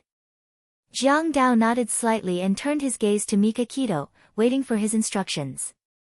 "Boss?" Mika Kito did not say anything and walked straight in. As Mika Kito was decisive and ruthless, he had made many enemies in a city. Even though he was in his own territory, he had to be careful. Skyscraper was Yamaguchi-gumi's property. Outsiders did not know this. Mika Kito arranged for important negotiations to be held here because of this reason. Guqian followed beside him and said with a smile, "Boss, Shengguan Bo is already in your VIP reception room." Mika Kito replied indifferently, Shengguan Bo was the CEO of Heng Long Group. He was 50 years old this year. Due to the financial crisis, his company was now in a state of loss. 2 days ago, he took the initiative to contact Mika Kito to discuss the acquisition of his company. "Brother Beitang, I've been waiting for a long time." Shengguan Bo saw Mika Kito coming in. He stood up with a smile and stretched out his hands to greet him. Sorry to keep you waiting. Mika Kito shook his hand politely. Shangguanbo smiled and said, I've already prepared the contract. Brother Beitang, take a look and see if there are any problems. If there are no problems, we can sign the contract today. Mika Kito raised his hand and said indifferently, let's not talk about the contract in a hurry. I think the issue of the price still needs to be discussed. Shangguanbo was stunned. Didn't we already set a purchase price of 1 billion? Mika Kito's gaze fell on him. His deep black eyes were like a black hole, as if they were going to suck everything in. His tone was calm, but there was a sense of authority that did not allow anyone to object. The agreed price of 1 billion is only for enterprises that can operate normally. Yesterday, I sent someone to your company to ask around and found out that 2 of your factories are only empty shells. 2 of your stores have already been sold to outsiders. You didn't mention these things in detail when you were negotiating. Shangguanbo smiled awkwardly. It's my fault for being careless. Mika Kito leaned back and said indifferently, given the current situation of your company, I can only invest 500 million. 500 million is too low. I can't agree. Shangguanbo gritted his teeth. 700 million. I can only invest 500 million. Any more than that would be a waste. Mika Kito had already found out that there was a serious problem with Henglong Group's capital chain. Otherwise, he would not have been so desperate and wanted to sell the ownership of the entire group. The 2 of them refused to give in to each other. Shangguanbo's expression turned ugly when the negotiation failed. He gritted his teeth and said, I have to go back and discuss this with the board of directors. 3 days. I'll only wait for 3 days. Mika Kito stood up and put his hands leisurely in his trouser pockets. His expression was as indifferent as ever. Goodbye. Shangguanbo left the lounge first and got into his Audi. Less than 5 minutes after he left, Mika Kito also walked out of the lounge. Just as he walked towards the car door, something dangerous happened. More than a dozen assassins dressed in black and wearing masks suddenly appeared on the street. They all had 2 pistols in their hands and were shooting at Mika Kito. Boss, be careful. There were only 2 cars left in front of them. Everyone hid behind the cars. Screams filled the street. All kinds of men and women scattered in fear. Soon, only Mika Kito's men and the crazy assassins were left. Jiang Dao quickly took out his pistol and shot at the assassins. Boss, we'll cover you. You take the opportunity to retreat into the lounge. Mika Kito's hawk-like eyes scanned the surroundings and said coldly, it's too late. Get in the car. The assassins had already surrounded them from behind. Their only escape route was the car. The bodyguard behind Mika Kito had already been shot. He urged Mika Kito and the rest to leave quickly in Japanese. He clutched his chest and managed to hit 2 assassins. Then he fell to the ground and died on the spot. Mika Kito glanced at his loyal men and ordered the rest to retreat. He quickly jumped into the car. The bulletproof glass temporarily blocked the bullets and the car sped off. The assassins also got into the car and chased after them. Soon, Beitangshan's 2 cars arrived at a deserted street. The atmosphere here was a little strange, and it was abnormally quiet. Mika Kito's heart skipped a beat and realized something was wrong. He turned the steering wheel and wanted to drive the car in another direction. Suddenly, a familiar Audi sped from that direction. He had no time to think and rushed towards the Audi.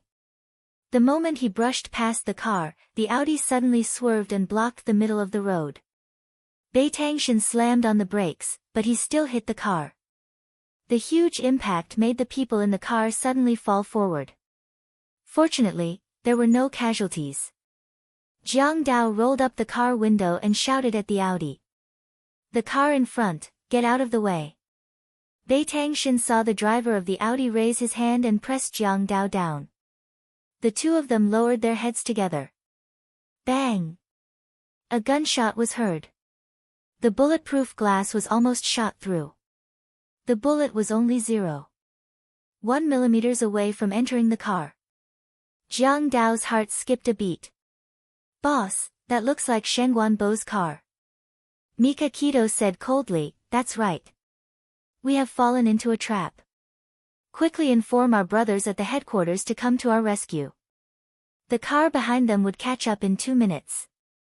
They had to leave this place quickly. Suddenly, the sound of footsteps came from the empty street, followed by intense gunfire. The Maybach's tires were shot and could no longer start. Mika Kito and the rest had to sneak out of the car from another direction. They retreated into the alley while defending themselves. From the gunfire, there were at least 15 people on the other side. On their side, there were only 5 survivors. There was a huge disparity in strength between the two sides. It was only a matter of time before they could not defend themselves. Suzaku did not expect to receive Jiang Dao's distress signal at this time. Moreover, the location of the incident was very close to where she was now. Attention, Shinwoo 799.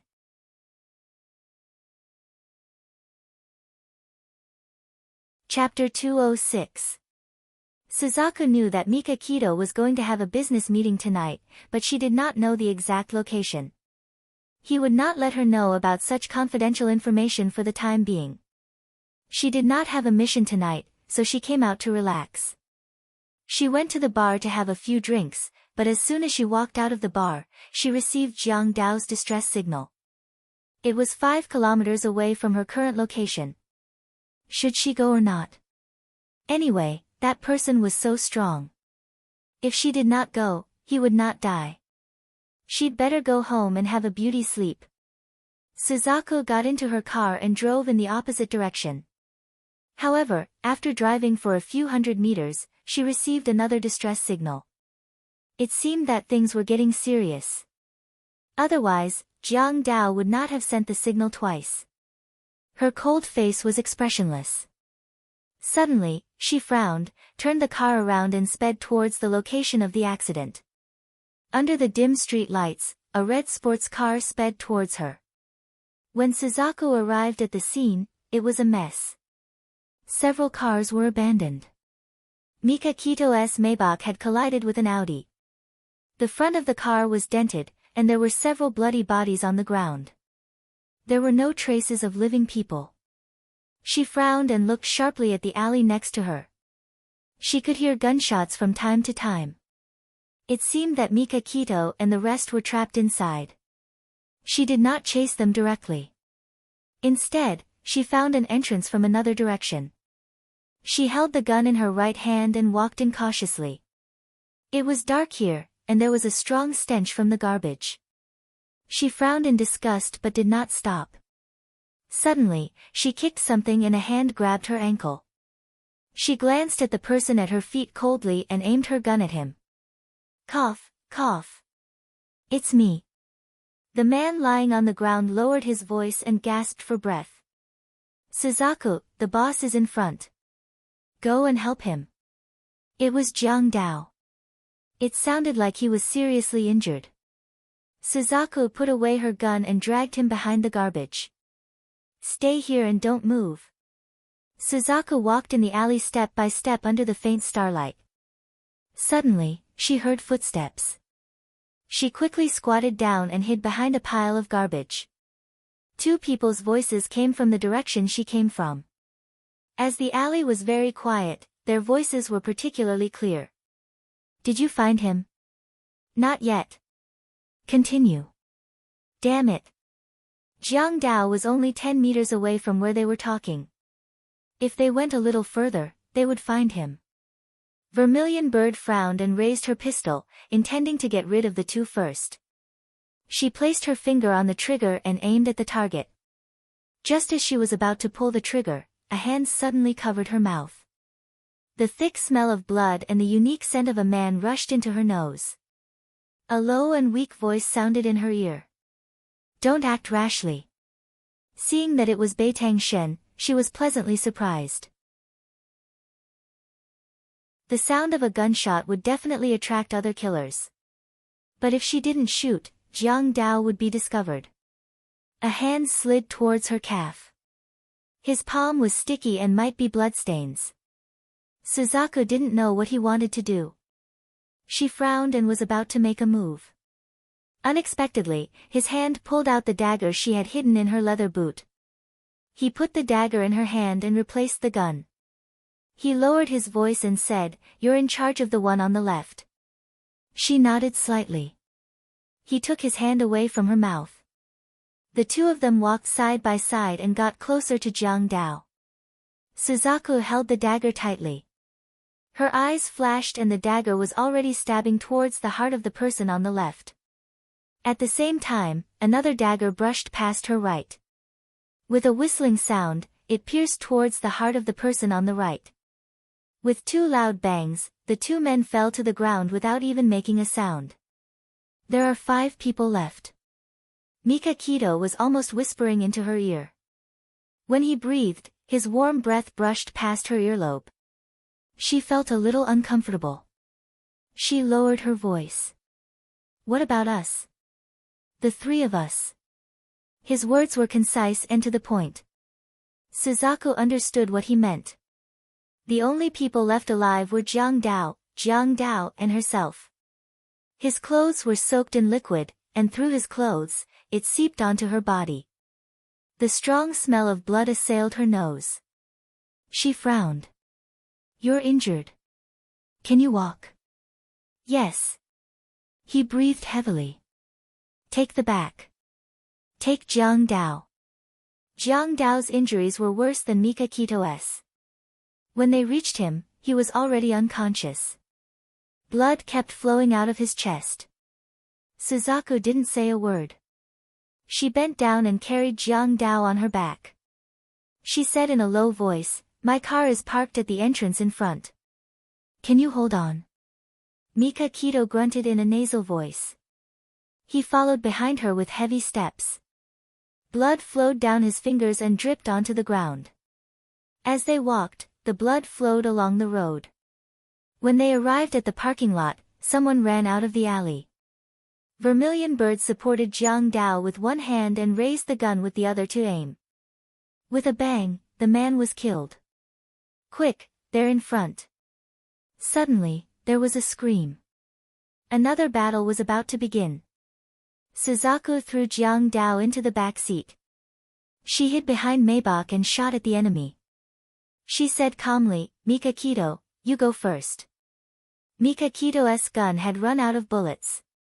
He took the gun out of Jiang Dao's arms and said coldly, "I'll never leave a woman behind and run for my life." At this moment, 2 cars sped towards them. As they drove, the people inside fired at the killers. Their men had arrived. Their firepower was reversed, and they quickly eliminated the remaining 4 assassins. One of Mika Kito's men rushed over and supported him. "Boss, are you okay?" "I'm fine." Beitangshan clutched his chest as fresh blood gushed out once again. He whispered a few words to his subordinates before his breathing became heavy as if he was about to suffocate. "Stop talking. Call the doctor." Suzaku jumped into the car and started the engine. Mika Kito sat in the back seat and soon lost consciousness. They rushed back to Mika Kito's villa. The doctor had already received the news and was ready for the operation. Several of his men carried the unconscious Mika Kito and Jiang Dao into the operating room. 2 doctors operated on them at the same time. 2 hours later, the operation was over. The doctor said that the operation was a success. Mika Kito and Jiang Dao were out of danger. Jiang Dao was shot 3 times. One of the bullets pierced his lung by 1 centimeter. Mika Kito was shot twice. His chest and back were injured. Fortunately, his vital organs were not injured. After the operation, Suzaku did not need to stay. She greeted him coldly and was about to leave when one of his men ran over and said, "Suzaku, boss is awake. He has something to tell you." Suzaku raised her eyebrows. This man was really strong. He woke up so quickly even though he was severely injured. Mika Kito was lying on the bed. His face was pale, but it did not affect his handsomeness. His eyes were as sharp and gloomy as usual. He had a high nose bridge and was as handsome as a god. When he saw her enter, his thin lips moved and his voice was hoarse. "Thank you for today." Suzaku did not expect him to thank her. She was stunned. She smiled and said calmly, "You're too polite. It's only right that I work for you." There was no emotion in his deep eyes. "I asked someone to take down the faces of those killers. Take a look and see if you know them." "Okay. Have a good rest." Suzaku really admired him. Even though he was injured, he was still so meticulous. He had arranged everything so neatly. Lu Xing brought the vermilion bird to a room and took out a stack of photos for her. She explained, "These are the photos that the boss ordered his men to take. These are the appearances of the assassins." He deliberately pulled out a photo from the stack of photos and placed it in front of Vermilion Bird. "This man disguised himself as Shengguan Bo tonight and set up this trap," he said. It turned out that the Shengguan Bo who negotiated with Mika Kito was not the real Shengguan Bo, but an assassin in disguise. They ambushed Mika Kito on the street and forced Mika Kito to drive away. Then, the fake Shengguan Bo intercepted them.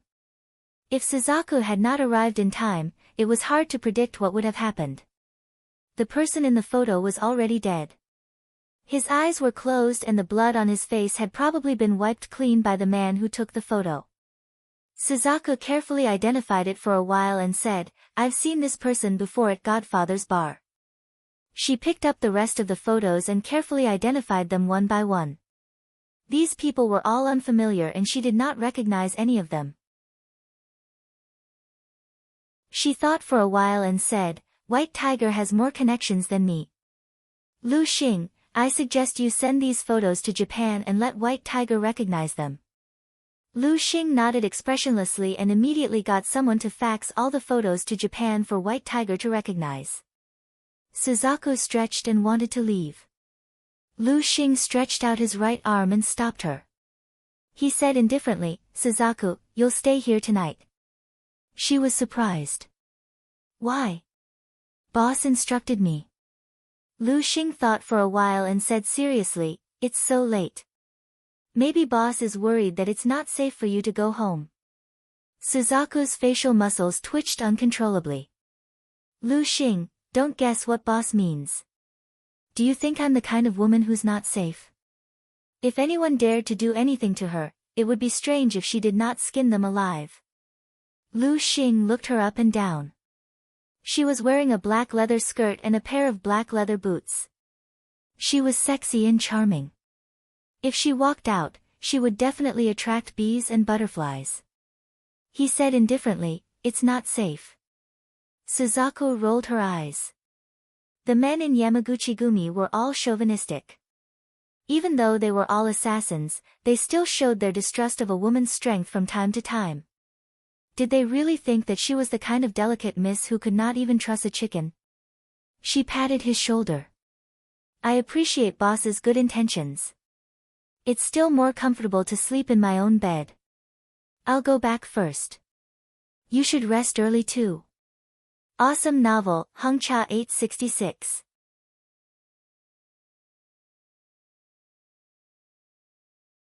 Chapter 207.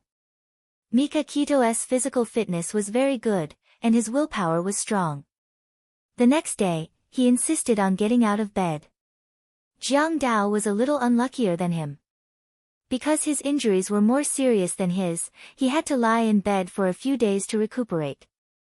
In this assassination attempt, the Senku group had sacrificed 5 of their subordinates.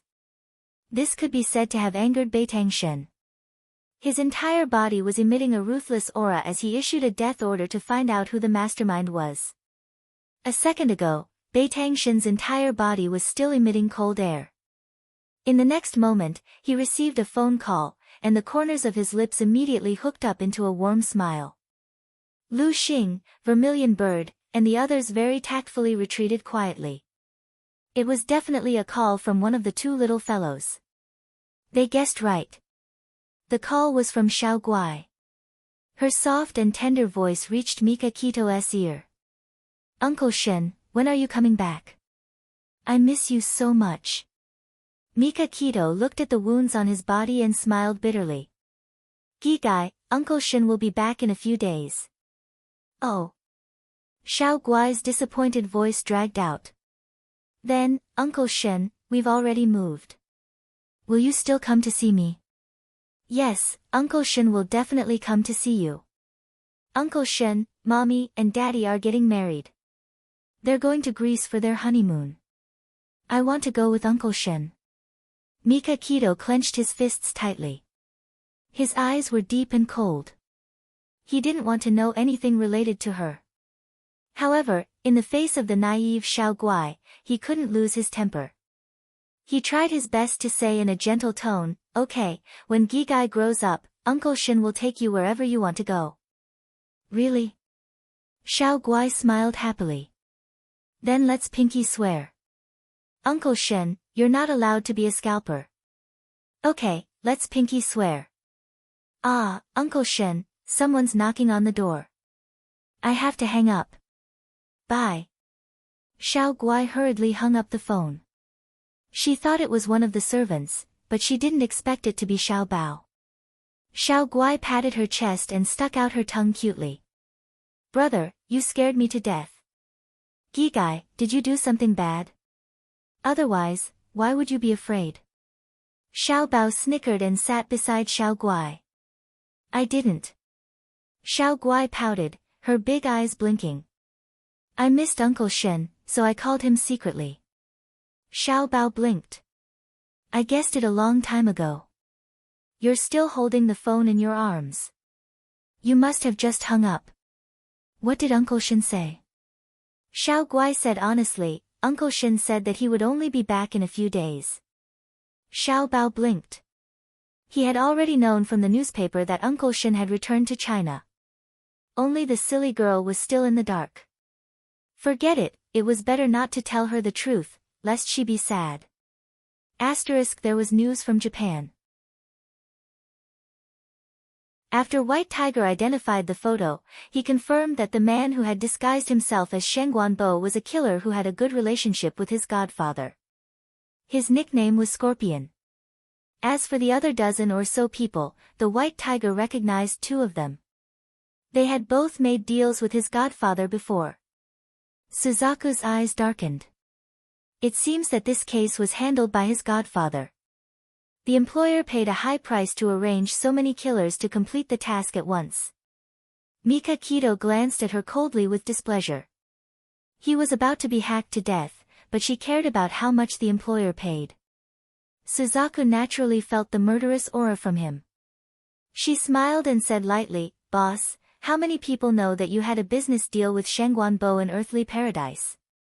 Mika Kito also thought of this. From his point of view, only Jiang Dao, as his assistant, knew who he was doing business with and where. He would never betray him. Then, if the news was leaked, the problem must be with Shen Guanbo. Suzaku, contact Shen Guanbo. I want to meet him as soon as possible. Now that Jiang Dao was injured and recuperating, Suzaku had temporarily replaced Jiang Dao and was promoted to his assistant. Suzaku glanced at the injuries on his body and said lightly, the doctor asked you to rest quietly. He frowned. I know my own body. I don't need to rest quietly. Okay then, I said too much. She shrugged with an indifferent expression. Suzaku went out and dialed the number of Shen Guanbo's secretary. When she heard that Mika Kito wanted to meet their president, the secretary apologized profusely and said that their president did not come to the office this morning. Then she gave Suzaku a cell phone number and said that it was Shen Guanbo's private number. Suzaku then called Shen Guanbo's cell phone. The phone rang for a long time, but no one answered. Finally, the call was transferred to the landline of Shen Guanbo's main residence. The servants said that their master had not come home since yesterday and that their wife had called the police. Suzaku frowned and reported Shen Guanbo's situation to Mika Kito. Something must have happened to Shen Guanbo. Mika Kito's slender fingers tapped on the table and analyzed calmly. The Audi that the killer drove here is Sheng Guanbo's car. It's very likely that he kidnapped Sheng Guanbo. It's said that the police haven't found Sheng Guanbo's whereabouts yet. I'm guessing that he has been killed.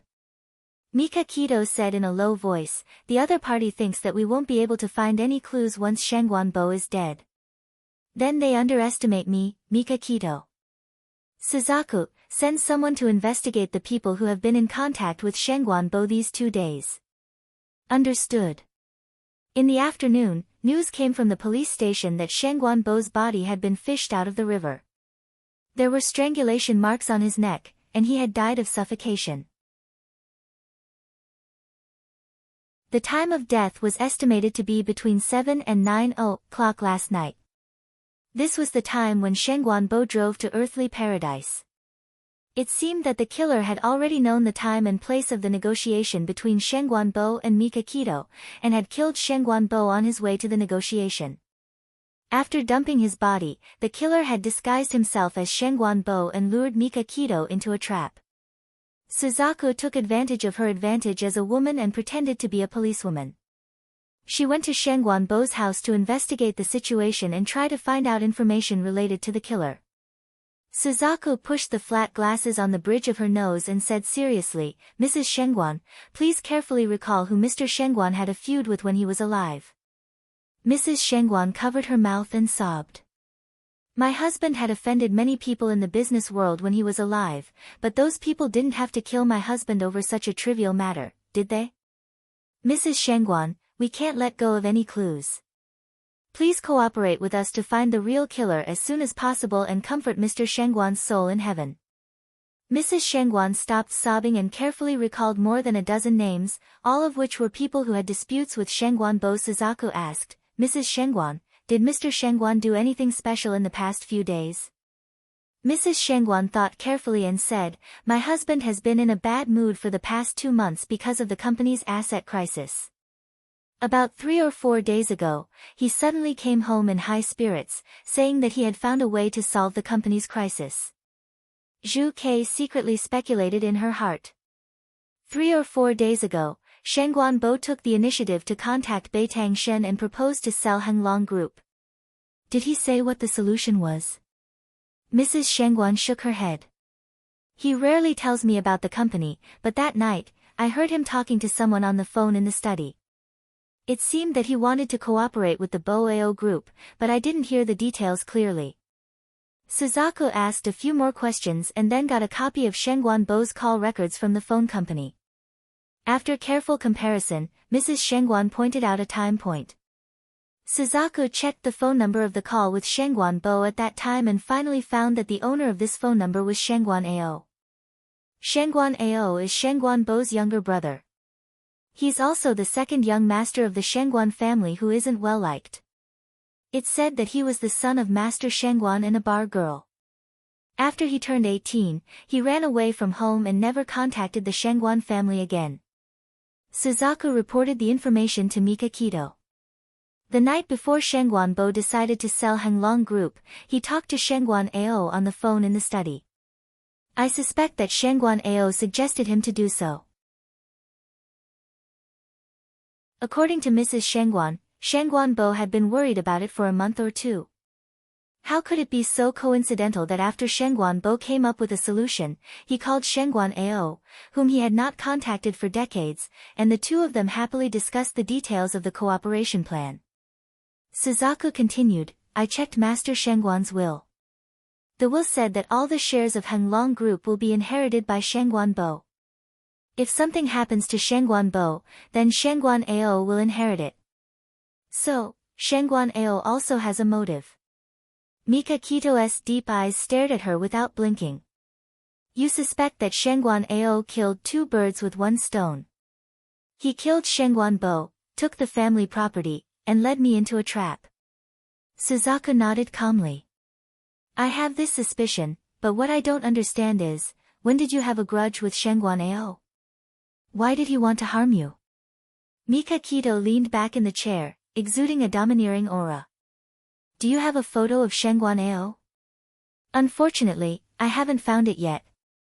It seems that the Shengguan family doesn't just hate him. There isn't even a photo of him in the house. Mika Kito flipped through the information about Shengguan Ao and pondered for a moment. Didn't he graduate from the national high school? If I remember correctly, every batch of graduates would take a group photo. Suzaku's eyes lit up, and her beautiful eyes flashed with a passionate light. This was indeed a good starting point. The National High School's archive room did indeed have the photos of that batch of graduates. Suzaku compared the names on the back of the photo with the small profile picture on the photo, and finally found Shengguan Ao's profile picture. He was a teenager of 17 or 18 years old. He was very handsome, but the expression on his face was unruly. Just by looking at his expression and actions, one could tell that he was a delinquent. I don't know this person. Mika Kito only took one look at the photo of Shengguan Ao when he was young, and she was sure that she had never seen him before, let alone have a grudge with him. Awesome novel, Shinwoo 799.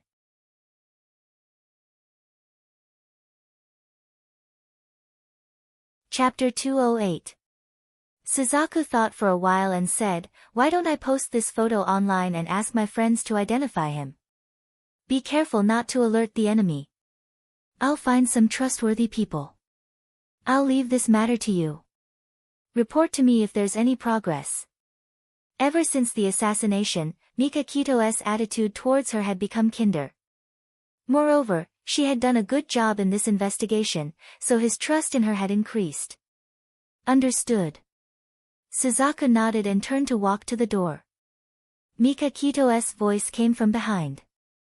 Suzaku, release the news that I'm seriously injured and still in the emergency room.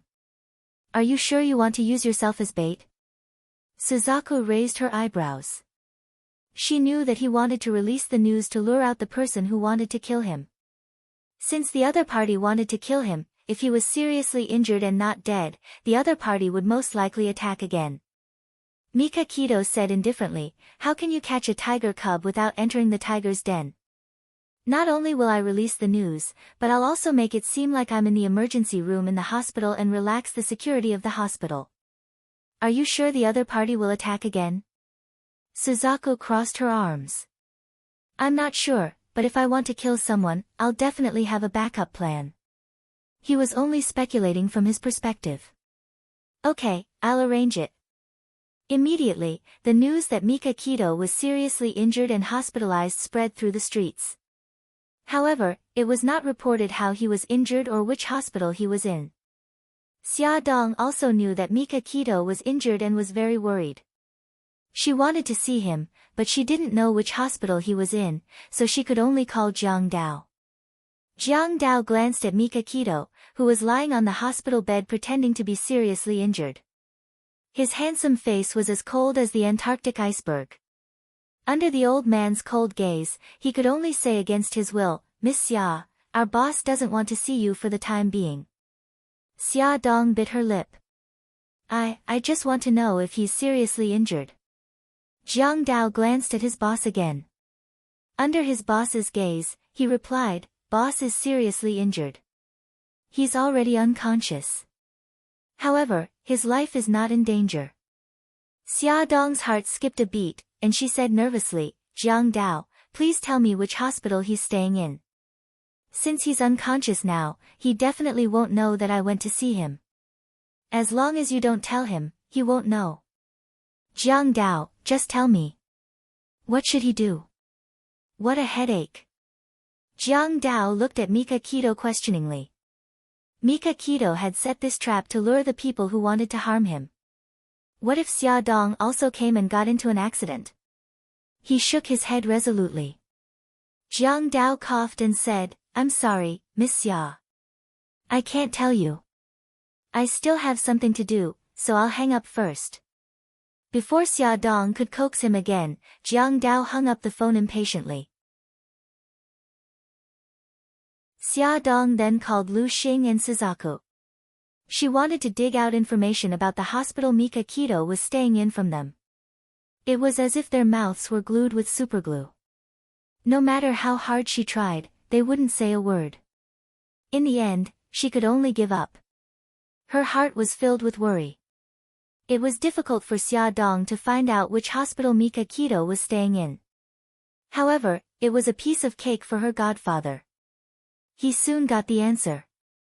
Mika Keto was staying in the hospital where Su Xingchen was staying. This world was really strange. After burning the piece of paper in his hand, the godfather's lips curled into a mocking smile.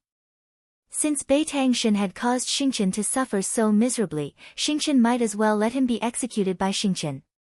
Late at night, there was no one in the hospital corridor. Suddenly, the elevator door opened, and a man wearing a black windbreaker and sunglasses walked out of the elevator. His crisp footsteps left an empty echo in the corridor. He stopped at the door of the VIP ward. His right hand, which was wearing a black glove, held the doorknob. He slowly opened the door and walked into the ward. At the same time, in a monitoring room, a handsome young man with dyed blonde hair was staring intently at the monitor screen. Seeing the black-clothed man appear and enter Su Xingchen's room, he immediately woke up his companion who was lying on the side. Gang Zi, quickly take a look. Could this man be Godfather? Gang Zi was still in a daze. When he heard the Godfather's name, he immediately jumped up and shouted excitedly. What? Godfather? That bastard finally appeared. The blonde guy was also very excited. That's right. Brother who asked us to monitor Su Xingchen's ward so that we can catch the Godfather. We have been monitoring him for a few days. He finally appeared. Gang Zi patted his head. Don't get too excited. Although this guy is dressed in black and doesn't look like a good person, we can't be sure that he is the Godfather. Let's get a few photos first. Oh, and activate the camera in Su Xingchen's ward. The blonde guy's hands did not stop moving as he sighed. Gang Zi, luckily we sneaked into Su Xingchen's ward and installed a pinhole camera. Otherwise, we wouldn't be able to see the Godfather's face. When he enters the ward, he should take off his sunglasses. The monitor screen changed and showed the situation in Su Xingchen's ward. The man in the trench coat took off his sunglasses, revealing a handsome face. It was the Godfather. Godfather, why are you here? Su Xingchen saw him and quickly covered her face. The gauze on her face had been removed. Although it was not as scary as before, she still did not dare to show her face to others. The Godfather was not in a hurry to answer her question. Instead, he placed his hand on the back of her hand. Xingchen, what are you doing? Take your hand off. Be careful not to touch your wound. Su Xingchen shook her head. I won't take it off. My current appearance is so ugly that even I am afraid of myself. I don't want you to dislike me. The Godfather sat beside her and patted her shoulder. His eyes were filled with love. You are speaking nonsense again. I am your Godfather. Why would I care about these things? No matter how he comforted her, Su Xingchen refused to take her hand off. He had no choice but to give up. Xingchen, I am here to tell you that I have started to make a move on Mika Keto. He is seriously injured and hospitalized. This is the best opportunity to kill him. Not only did Bai Tangshan cause her to lose her reputation, but he also indirectly caused her to be disfigured. She hated him to the bone. When Su Xingchen heard that Bai Tangshan was injured and hospitalized, he couldn't wait to set off firecrackers to celebrate. However, although she was happy, she did not lose her rationality. She thought for a moment and asked, Godfather, when you made a move last time, did you alert the enemy? What if Mika Keto deliberately set a trap for you? The Godfather smiled with appreciation. Xingchen, it is rare for you to think of this. However, I have carefully investigated the situation. Mika Keto was seriously injured that night and was sent to his own villa. He was only sent to the hospital the next day. I also checked the doctor who operated on him and confirmed that he was sent to the hospital because his condition worsened. Otherwise, how could a person like him be hospitalized? People in the underworld were vigilant and did not want to expose themselves to the public. Then there must be a lot of guards around him. Godfather, how do you plan to get close to him? The godfather patted her head and smiled gently. We don't have to worry about this. Money can make the devil turn millstones. If I give enough money, someone will naturally help me. Baby, I will let you see Mika Kito's tragic death as soon as possible. He was smiling gently, but his words were cruel and cold. Godfather, you are amazing. Su Xingqian was so happy that she forgot to cover her face.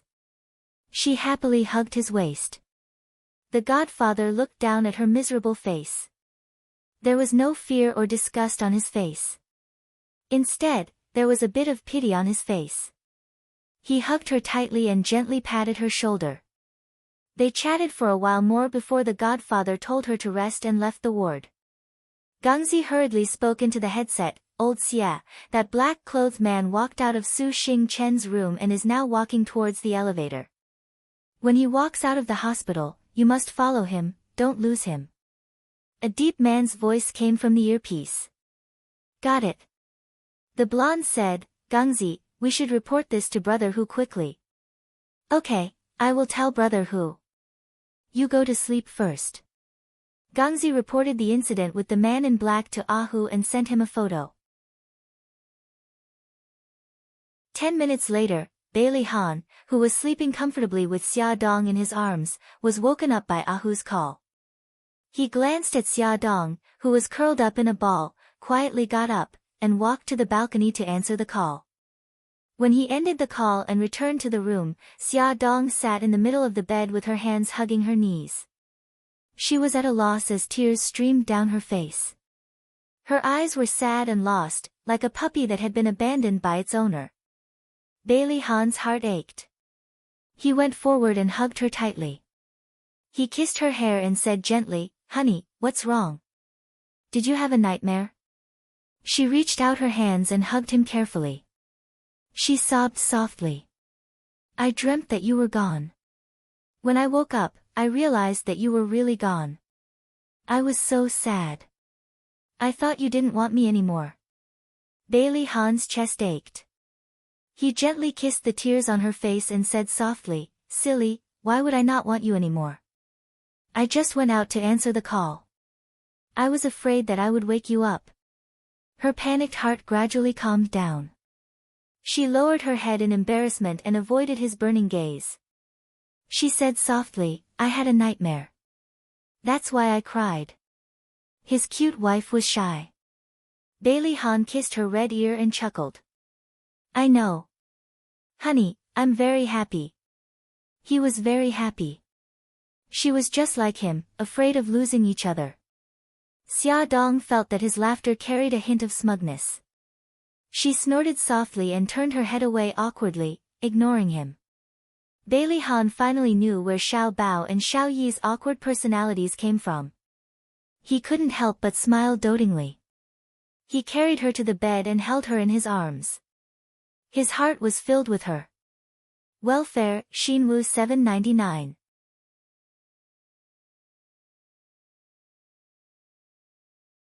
Chapter 209. Bailey Han sent the photo that Ahu had sent him late last night to Mika Kito's phone. There was a line of text below it. He is Su Xingqian's godfather. He is plotting against you. After Mika Kito received the text, she immediately called him back. Her voice was cold. Why are you helping me? Bailey Han glanced at the living room. Xia Dong was helping Xiao Bao and Xiao Yi pack their school bags. He said calmly, if something happens to you, she will be sad. I'm not helping you. I just don't want her to be sad. There was no response from the other end of the phone for a long time. After a long time, Mika Kito's deep voice came through. Is the news accurate? Bailey Han frowned. He didn't want to have too much to do with Mika Kito, but now that they were facing the same enemy, he might as well make things clear. He lowered his voice and briefly explained how he and Xia Dong were surrounded by fake reporters. He also pointed out his own suspicions. I suspect that Godfather and Su Xingqian have a close relationship. The man in black in the photo is very likely Godfather. Xia Dong and the two little guys were ready to go out. Bailey Han ended the call and walked over to them. He chuckled. Honey, I'll go with you today. That's great. The two little guys were very happy. This was the first time their father had sent them to school since the new semester started. Bailey Han walked them to the entrance of the kindergarten. He stood side by side with Xia Dong and watched them enter. Then, he put his arm around Xia Dong's shoulder and said with a smile, "What do we do now?" Xia Dong was curious. "What do you mean? Aren't you going to the office?" "Who said I'm going to the office?" Bailey Han hugged her hand tightly.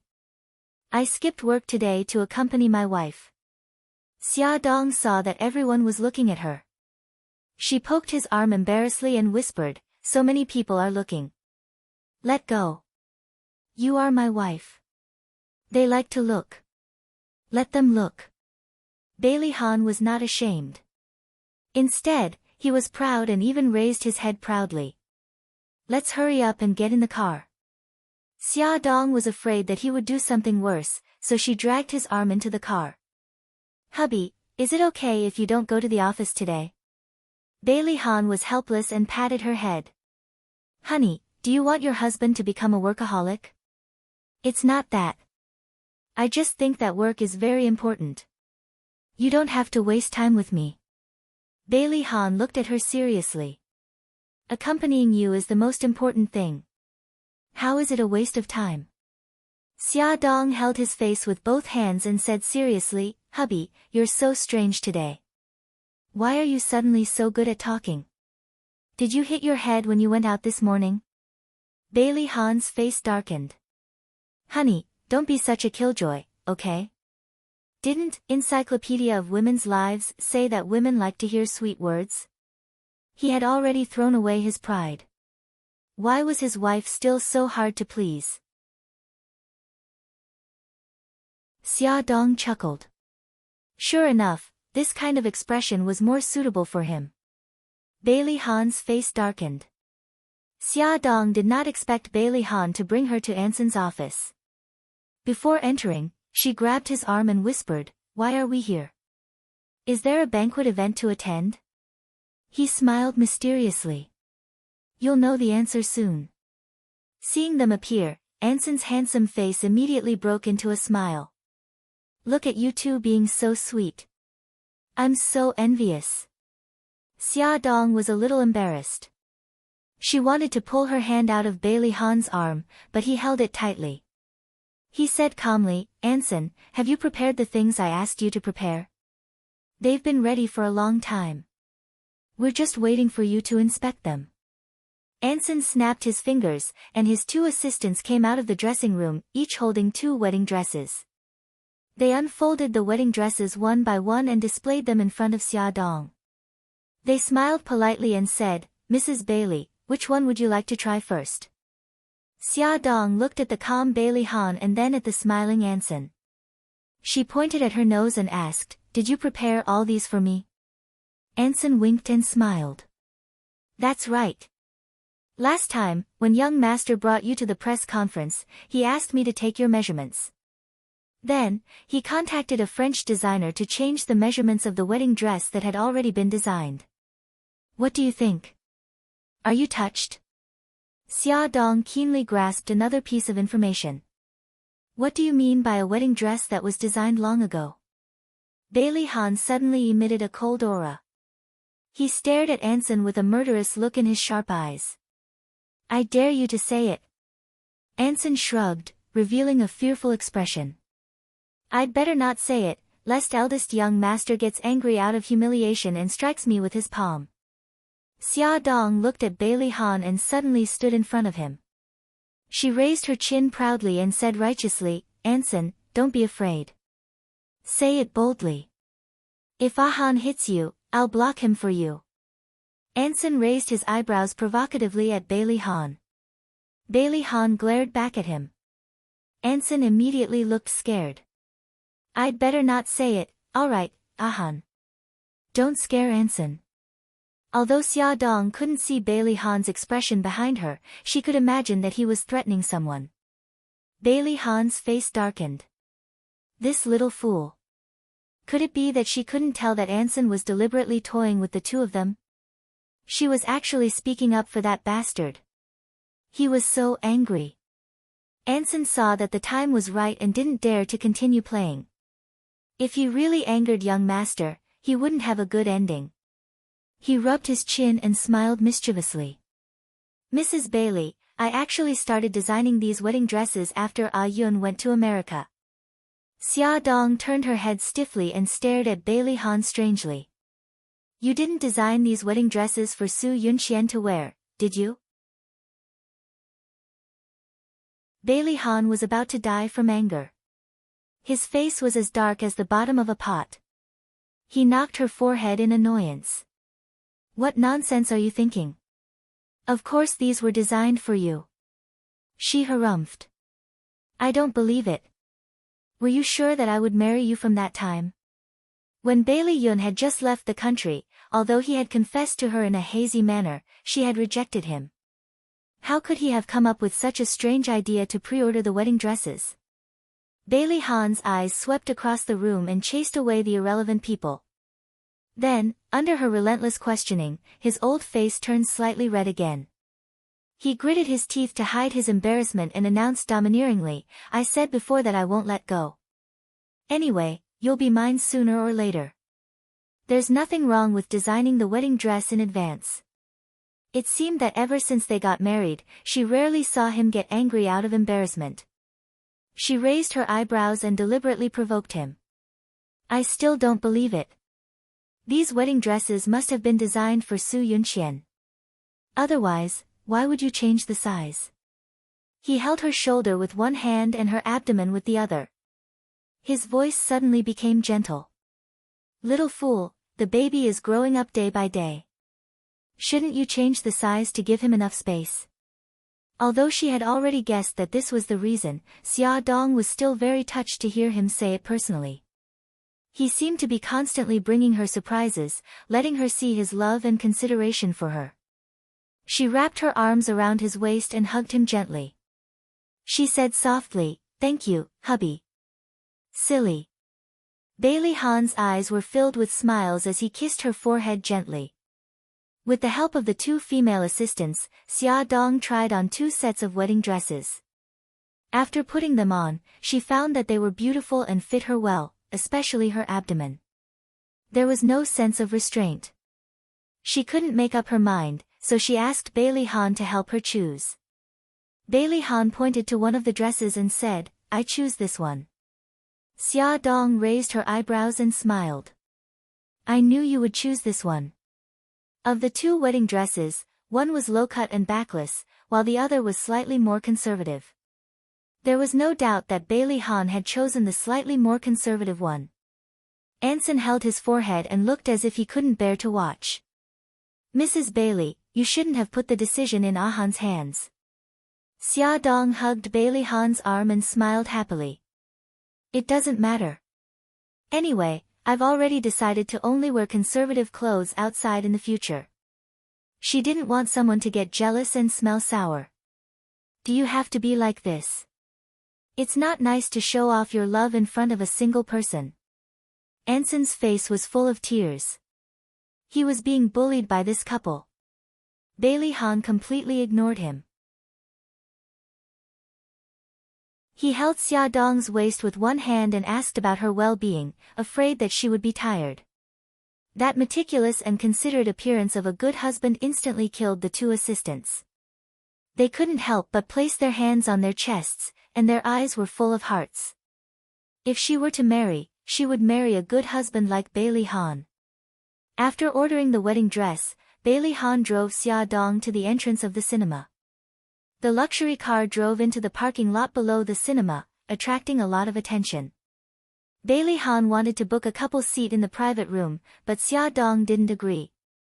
Watching a movie was like watching a big theater. If the 2 of them were to watch a movie in a small private room, they might as well go home and watch a home theater. The facilities were more comfortable than a cinema. So he accommodated her and bought 2 tickets for a comedy movie. Xia Dong saw the fragrant popcorn and couldn't help but buy a big bucket. So Bailey Han held the popcorn in one hand and Xia Dong's hand in the other and found a seat in the front row. Bailey Han sat in the dark cinema, holding Xia Dong's hand and listening to her crisp laughter from time to time. The corners of his lips were curved up. It was the first time he was watching a movie with his lover in a cinema. It was a wonderful feeling. He didn't care about the plot of the movie at all. He only cared about her mood. He suddenly leaned over to her cheek and stole a kiss. When she turned around to look at him, he whispered into her ear, "Honey, I love you." Ad. Songshu 566.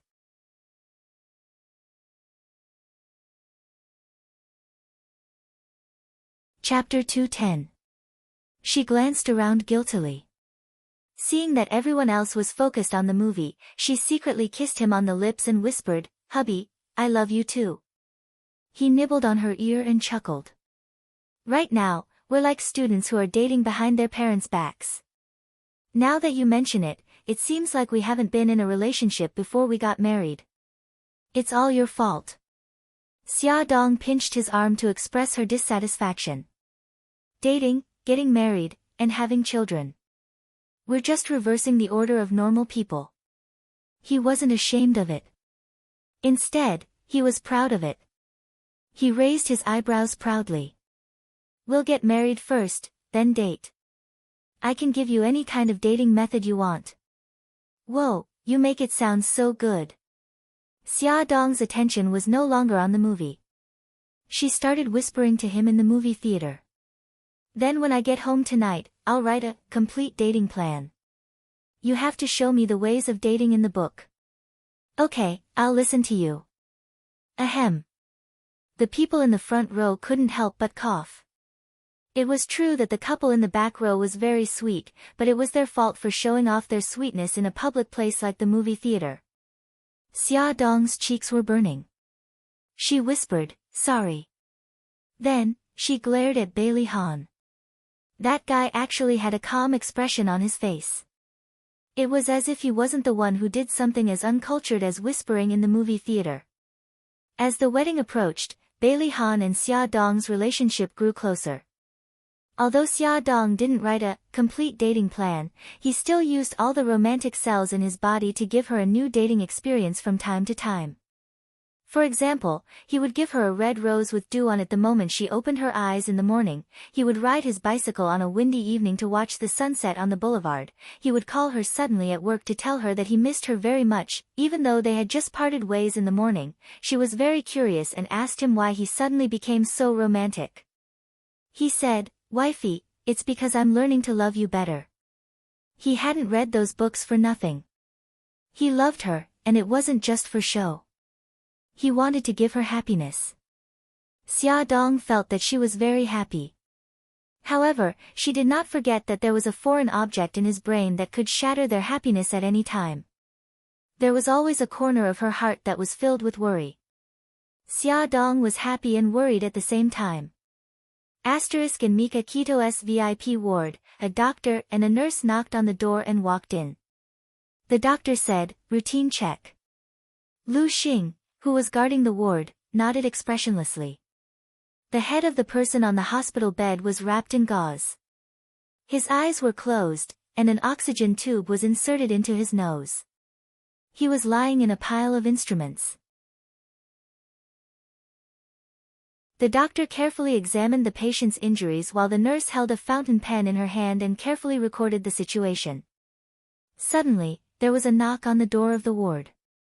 Lu Xing went forward to open the door. Unexpectedly, there was a sudden pain in the back of his neck and his head was dizzy.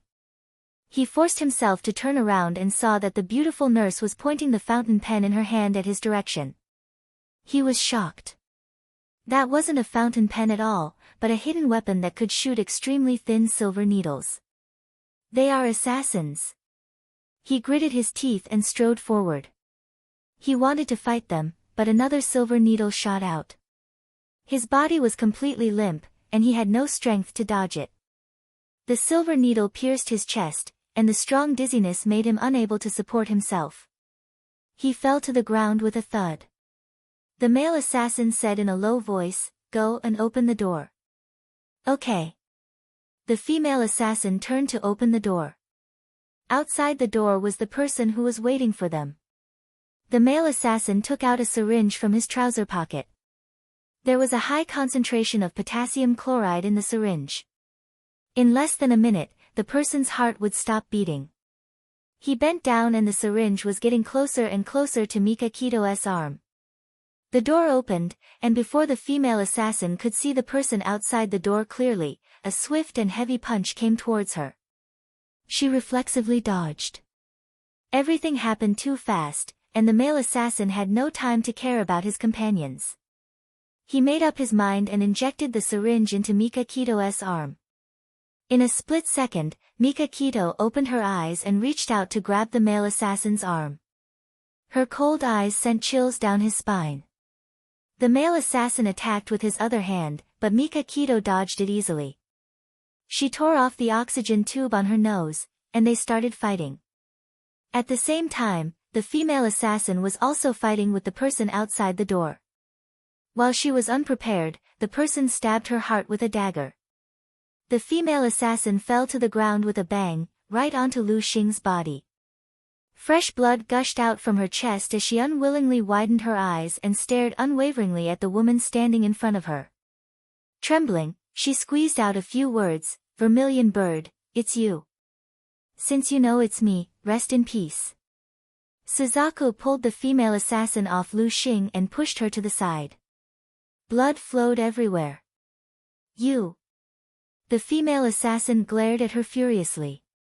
Her body twitched rapidly, and she stopped breathing. Mikakito had also subdued the male assassin. Soon, 2 of his men rushed over and cleaned up the messy ward. They cleaned up all the bloodstains as though nothing had happened. Beitangshan had already changed out of his hospital gown and was wearing a black suit. The gauze on his head had also been removed and thrown into the trash can. His handsome face was cold. His eyes swept over the male killer who had been knocked unconscious by him and said coldly, "Take him back." "Yes." The 2 men got a wheelchair from somewhere and threw the assassin onto it.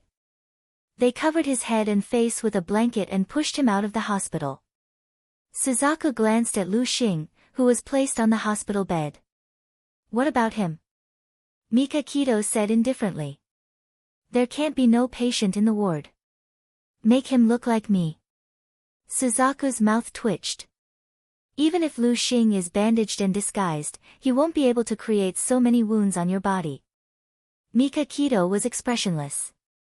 "The doctor won't mind so much. Pretend I didn't say anything." Vermilion Bird obediently changed Lu Xing's appearance into Beitangshan's. She then wrapped a gauze around his head and inserted an oxygen tube into his nose, making all the necessary preparations. Poor Lu Xing. Not only did he sacrifice his own body as bait, but he was also knocked out by 2 anesthetic needles and had to pretend to be a patient. God bless him. Before Zhu Kei and Beitangshan left, Zhu Kei expressed her sympathy for Lu Xing in the depths of her heart. The corridor was quiet. Only their footsteps could be heard. Mikakito walked in front of them. His black suit accentuated his figure perfectly, and he exuded a domineering aura. Suzaku followed him into the elevator. There were only the 2 of them in the empty elevator. She looked straight ahead and said indifferently, "Will they attack again? Would Lu Xing, that unlucky guy, be caught by the Godfather's men again?" Mikakito also looked straight ahead and said indifferently, "There are still people secretly monitoring the hospital. What we need is a live witness." The male killer that they had kidnapped would be an important breakthrough for him to find out who was the mastermind. Suzaku followed Mikakito into the basement of his villa. She felt like she was reliving an old memory. Once, she was tied to the wall by Mikakito, just like that killer. She couldn't resist his methods and told him who was the mastermind. She wondered if this unlucky killer would confess. The killer was awakened by the cold water. His limbs were spread out and locked by the iron rings on the wall. He was stuck to the wall with his arms and legs spread out. He stared coldly at Mikakito. Under his hateful gaze, Beitangshan calmly sat on the chair and flipped through the information on the table. You're called Ghost Hand, the number 2 killer in a city. Ghost Hand didn't respond. The corners of Beitang Shen's lips curled up as his deep gaze landed on Ghost Hand. He leaned back comfortably and said in a calm voice, Ghost Hand, you're a smart person. If you cooperate, I won't fuss over your offense this time. Ghost Hand believed that Mika Kito was indeed extraordinary to be able to predict that the Godfather was going to kill him, set a trap to capture him, and find out his identity in such a short time. As a killer, credibility was important, but life was more important. Ghost Hand's eyes moved and he said slowly, what do you want to know? Mika Kito took out 2 photos from the documents and handed them to Suzaku, indicating for her to show them to Ghost Hand. Suzaku took the photos and stood in front of Ghost Hand. She held 1 photo in each hand. One of the photos was Shengguan Ao's high school graduation photo when he was 17 years old, and the other was a photo of Su Xingqian's godfather sent by Bailey Han. Mika Kito said indifferently, I have done a biological comparison between these 2 photos, and the results show that the person in these 2 photos is the same person. You just have to tell me if the person who hired you to kill me is him. Ghost Hand looked carefully and said calmly, Suzaku also knows the person who hired me to kill you. He is the Godfather.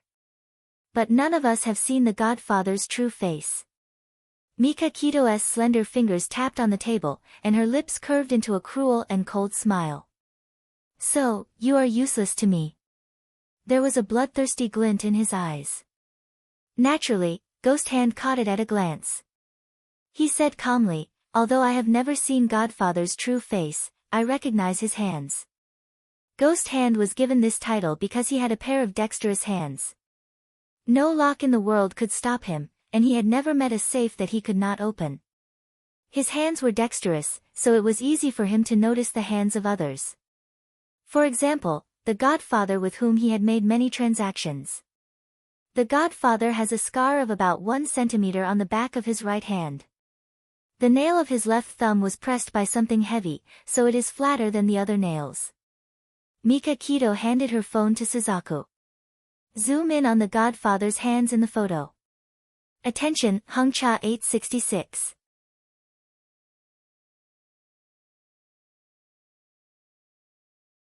Chapter 211. Suzaku enlarged the picture of the Godfather's hand and projected it onto the screen. Ghost Hand looked at it carefully and said, I'm sure that this man is the Godfather. Shengguan Ao was the Godfather. After many twists and turns, the Godfather's true identity was finally revealed. However, Mika Kito was not happy at all. She waved her hand coldly and said, let him go. 2 men unlocked the iron shackles on Ghost Hand's hands and feet and put him down from the wall. Blindfold him and send him out. After the men got Ghost Hand out of the villa, Suzaku raised her eyebrows and said, I thought you wouldn't let him go. Mika Kito glanced at her and said, there is a saying, lure the snake out of its hole. Ghost Hand had betrayed Shengguan Ao, so of course Shengguan Ao would not let him go. Just let the 2 of them fight. His cell phone suddenly rang. He glanced at the caller ID and saw that it was Bailey Han. Mika Kito answered the call and said coldly, what's up? Bailey Han said calmly, my men have found the Godfather's residence. Xia Gengzi Sr. and his men had followed the Godfather for several days and finally found the Godfather's home. Mika Kito wrote down the address he gave. After a moment of silence, he said, I found out the Godfather's true identity. His name is Shengguan Ao, and he is the younger brother of Shengguan Bo, the CEO of Henglong Group. I will protect Xia Xia. Bailey Han knew that he was telling him about this to raise his vigilance, so that Shengguan Ao would not hurt Xia Xia. Mika Kito ended the call in silence.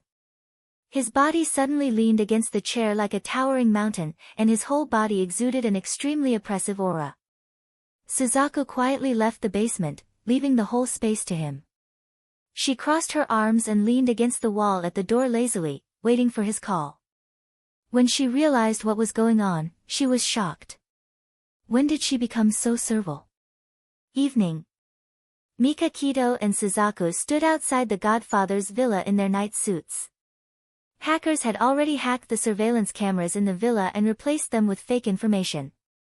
Suzaku turned her head and looked at the tall man beside her. She frowned and tried to stop him for the last time. "You're injured. Are you sure you want to do it yourself? This kind of injury won't kill me." In fact, when he moved, the wound would still hurt, but the grudge between him and his godfather had to be resolved by himself before he would be satisfied. Suzaku shrugged helplessly. "Since you don't care about your own life, I don't need to stop you." Mika Kito looked at her coldly. "You're underestimating me. Why don't we have a bet to see who can kill more people? Just the two of us." According to the news, there were at least 20 bodyguards in the godfather's villa, not counting the assassins and security guards under his command. "What? Are you scared?" Mika Kito's lips curved into a mocking smile. "So, the number one female assassin is nothing more than this. Damn male chauvinist. Why would I be scared? What a joke." Suzaku gritted her teeth and retorted. "I'm worried that your wound will tear and you won't be able to fend off the enemy. I don't have the strength to carry you out. Are you sure you don't want to ask one of your men to carry you out?" Mika Kito's facial muscles twitched uncontrollably. He was exuding a cold aura. "The loser of the bet has to agree to one condition of the winner." "Okay, deal." Suzaku high-fived him. The two of them were like cheetahs as they nimbly flipped over the 4-meter-tall wall.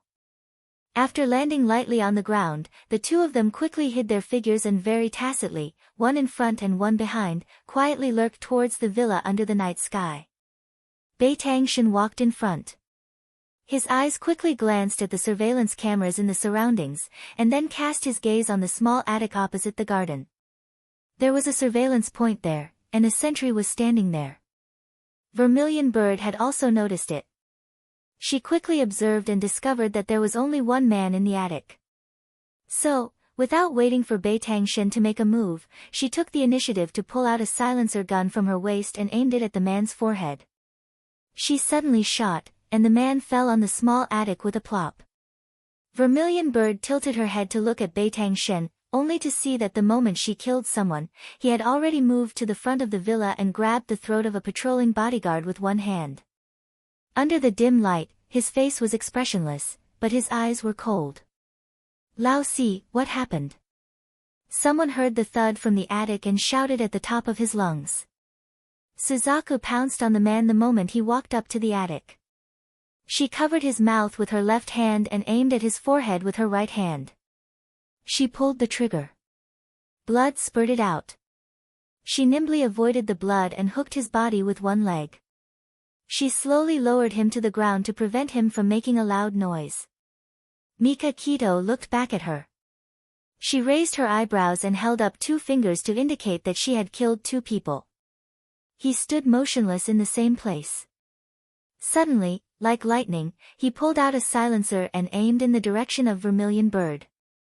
Vermilion Bird's movements stiffened as she heard the sound of someone falling to the ground behind her. It turned out that she was proud of her achievement and did not notice that someone was approaching her. Under the light, she could clearly see the mocking smile on his face. She gritted her teeth in anger, but she could not do anything. She was too careless and almost lost her life. Bei Tangshan saved Vermilion Bird's life, but the sound of Vermilion Bird falling to the ground attracted the attention of the other bodyguards. Someone discovered the corpse on the ground and shouted, "Someone is invading, everyone be alert." The lights outside the villa suddenly lit up. The whole garden was as bright as day. Mika Kito and Suzaku were instantly exposed under the light. They calmly faced the intruders with guns in their hands and directly barged into the villa. The two of them were like Azuras from hell. They reeked of blood, their faces were cold, and their eyes were bloodthirsty.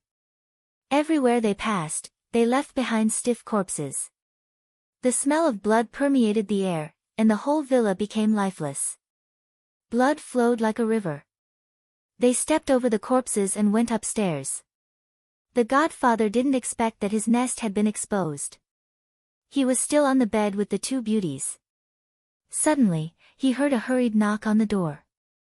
"Boss, there's an assassin. We can't hold them off." The godfather's eyes suddenly turned cold. He pushed the beauty under him away, grabbed the bathrobe on the ground and hurriedly wrapped it around himself. He reached for the bedside table and took out the gun. "Brother Ao, don't leave me behind. I'm so scared." One of the beauties saw the godfather running away with the gun and quickly hugged his leg. "Get lost."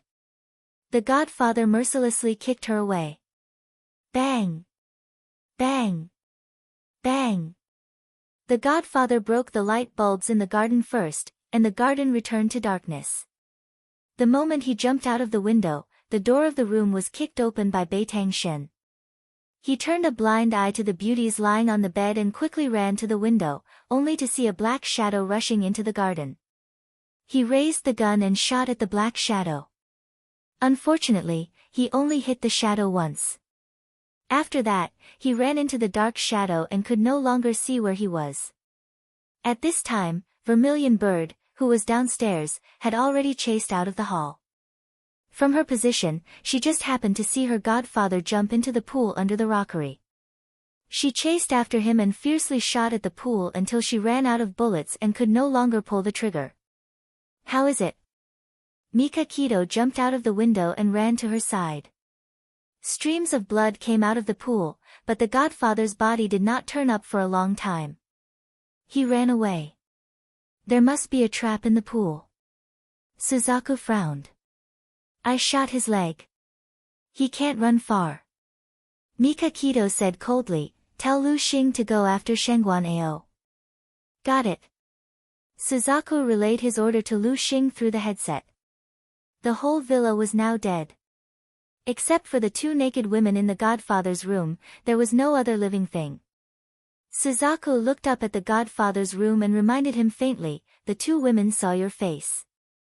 Mika Kito strode out. He did not want to stay here any longer. His cold voice drifted from the front. "They can't say a word." At first, Vermilion Bird thought that he had silenced them. Later, she learned from Lu Xing that he had forcibly fed them poison. This kind of poison would damage their brain nerves. After 12 hours, they would become crazy, commonly known as mental patients. The two of them swaggered out of the villa. A Maybach was parked 100 meters away. Mika Kito stood in front of the back door of the car. "You drive." Suzaku raised her eyebrows and did not object. She quickly opened the car door for him. He bent over and sat in the back seat. She closed the door and jumped into the driver's seat. She stepped on the accelerator and sped away at a fast speed. She looked at him through the rearview mirror. He was leaning against the seat with his eyes closed. His brows were slightly furrowed, as if he was enduring great pain. Her gaze moved down and landed on his chest. The black night suit seemed to have darkened, as if it had been drenched by water. She frowned, suspecting that the wound on his chest had torn open and blood was seeping out. She accelerated to the maximum speed. The black Maybach sped on the road like a cheetah. When they returned to the villa, Mika Kito's body swayed when he got out of the car. He supported his chest with one hand. Suzaku reached out to help him. He said coldly, "No need." This man, even if he was injured, he would not forget to maintain his dignity. Suzaku stared at his back. Her long eyelashes drooped slightly. The doctor examined Beitang Shen. He took off his night suit, revealing his broad and muscular chest. The gauze that was wrapped around his chest had indeed been stained with blood. The doctor sighed, "Ah Shen, the wound has ruptured again. Based on this situation, when will the injury get better? You can't continue to be so willful." Welfare, Songshu 566.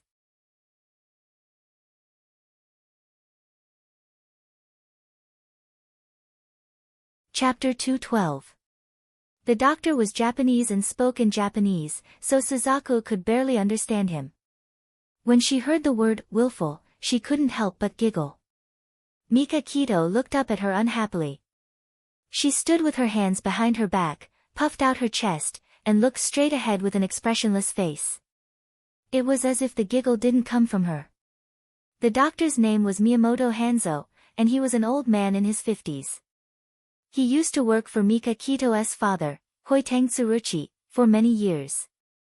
He was a senior in the Yamaguchi-gumi, so he treated Mika Kito as an uncle and niece. He didn't have too many scruples when he spoke.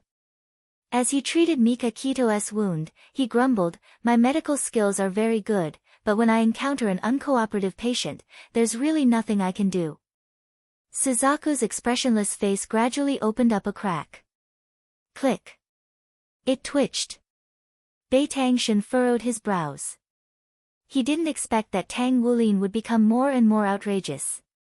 He muttered in a low voice, "I think it's better to find someone to watch over you so that you don't waste my medicine and gauze." Mika Kito's frown deepened.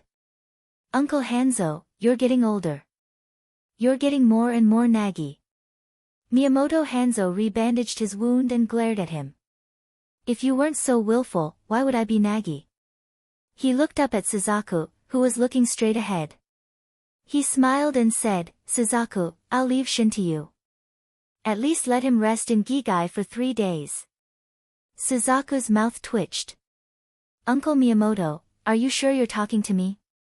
"Of course it's you, Xiao Quebec. Among the young people in the Yamaguchi-gumi, you're the only one who dares to shout at Shin." Miyamoto Hanzo took off his rubber gloves and patted Suzaku's shoulder with a smile. "So, I'll leave this difficult task to you."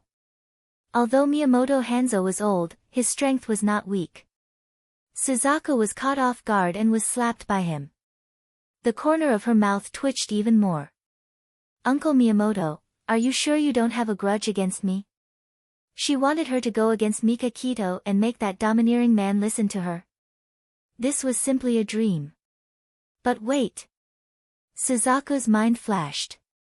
Back in Shengguan Ao's villa, she had a competition with Mika Kito to see who could kill more people. "You still owe me a favor." Suzaku crossed her arms and stared at Mika Kito. Mika Kito frowned.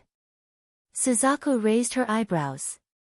"If you had killed those 2 women, you would have killed one more person than me. But you let them go, so you've lost. If you're willing to bet, you must be willing to accept defeat." "Why? Are you trying to go back on your word? Tell me your condition." Mika Kito had almost forgotten that they had made a bet. "My condition is that you're not allowed to move around for the next 3 days, and you're not allowed to do anything dangerous." She smiled and said calmly, "It's best if you stay in bed and rest." Mika Kito stared at her with her sharp eyes. She was suspicious. "I thought you would let me restore your freedom." She shrugged nonchalantly and patted Miyamoto Hanzo's shoulder. "Who asked Uncle Hanzo to be so naggy?" Miyamoto Hanzo didn't understand Chinese, but from their expressions, he could tell that Suzaku had convinced Mika Kito. He grinned and said, "I'll get going first. Xiao Kei, you have to keep an eye on Ashin for me." Miyamoto Hanzo's short figure slipped away. Suzaku said calmly, "You heard what Uncle Hanzo said. You're under my control for the next 3 days. You've got guts." Mika Kito stared at her sharply. "I'm not gutsy, but I have a good memory. I always remember that the loser has to obey the winner's conditions," she said calmly. If he had known, he wouldn't have been soft-hearted and spared the lives of those 2 women. "Take your medicine." She opened the medicine bottle left by Miyamoto Hanzo and poured out the pills. She took a glass of water and handed it to him. Did she really think that he was a 3-year-old child who needed to be looked after all the time? Mika Kito's mouth twitched. Although he was unhappy, he had to accept his loss. He took the pills angrily and swallowed them. After a tiring night and the sedative in the medicine, Mika Kito fell asleep quickly. After Suzaku made sure that he was asleep, she left the room and stretched. She was too lazy to go home, so she found a guest room to rest. The godfather was indeed a sly old fox. When Lu Xing and the others were following his orders, they did find a cleverly designed mechanism at the bottom of the pool. It was a stone door. After entering the stone door, they walked through a dark tunnel. When they climbed out, they were already in the river behind the villa. A speedboat was tied to a wooden pile by the river. But now, the speedboat was gone, and the bloodstains extended all the way here. It was obvious that the godfather had escaped on the speedboat. But even if he escaped, it was useless. Mika Kito had issued an arrest warrant for him in the underworld. At this time, the godfather had already escaped from the villa area using a speedboat. When he bought this villa, he had already planned his escape route. The small river outside the villa led to the estuary. If he went all the way down, he would reach the harbor. Soon, he would be able to use his connections to get a ticket to leave the country. But he couldn't leave the country because he couldn't abandon Su Xingqian. Moreover, he didn't believe that Mika Kito was powerful enough to dig him out of a city. The river was getting wider and wider. He stopped the speedboat and found the first aid kit on the speedboat. Biting the soft stick, he dug out the bullet from his leg and then the bullet from his arm. The pain made him break out in a cold sweat and he almost fainted. He endured the pain and bandaged his wound. He sat weakly in the cabin with sweat dripping from his forehead. A crafty rabbit has 3 burrows. The villa's address was exposed, but he still had other places to stay. He made a call and asked one of his most trusted men to pick him up at the harbor. He then found a tea house near the harbor and dragged his injured leg to wait inside. But he never expected that he would run into that woman, Su Yunxian. Su Yunxian came down from the private room with a foreign man. The foreign man was tall and handsome. He had a charming smile on his face as he hugged her waist. They were as intimate as a couple. The godfather's eyes flashed and he suddenly called out, "Miss Su Yunxian." Su Yunxian was about to leave the tea house with the foreign man when she heard someone calling her. She turned around in surprise and saw a middle-aged man sitting in front of the window waving at her. She pursed her lips and whispered something in the foreign man's ear. Then, she walked towards the godfather.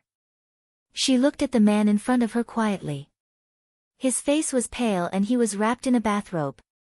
His left arm and leg were stained with blood. A look of disgust flashed in her eyes and she asked condescendingly, "Who are you?" The godfather smiled meaningfully. "Godfather." Su Yunqian's face changed color. She looked at him carefully and asked suspiciously, "Are you really the godfather? Wasn't the godfather very powerful? How did he become like this?" "He was like a perverted vagrant." The godfather smiled. "The last time we talked on the phone, you gave me something. I haven't thanked you properly." "You don't have to say it. I believe you are." Su Yunxian knew that he was referring to the time when she gave him the drug sample. Naturally, she believed his identity.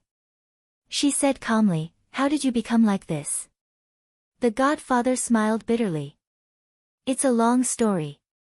I want to talk to you." He looked up at the foreign man who was waiting for Su Yunxian at the entrance of the tea house. "Why don't you let your friend leave first?" Su Yunxian looked at him deeply. "You better have something important to talk to me about. I won't let you down." "All right then. Wait for me for a few minutes." Su Yunxian walked to the foreign man and hooked her arm around his. They walked out of the tea house and she said in English, "Darling, I met an old friend. I want to talk to him for a while. You can go back to the hotel first." The foreign man held her waist with one hand and lowered his head.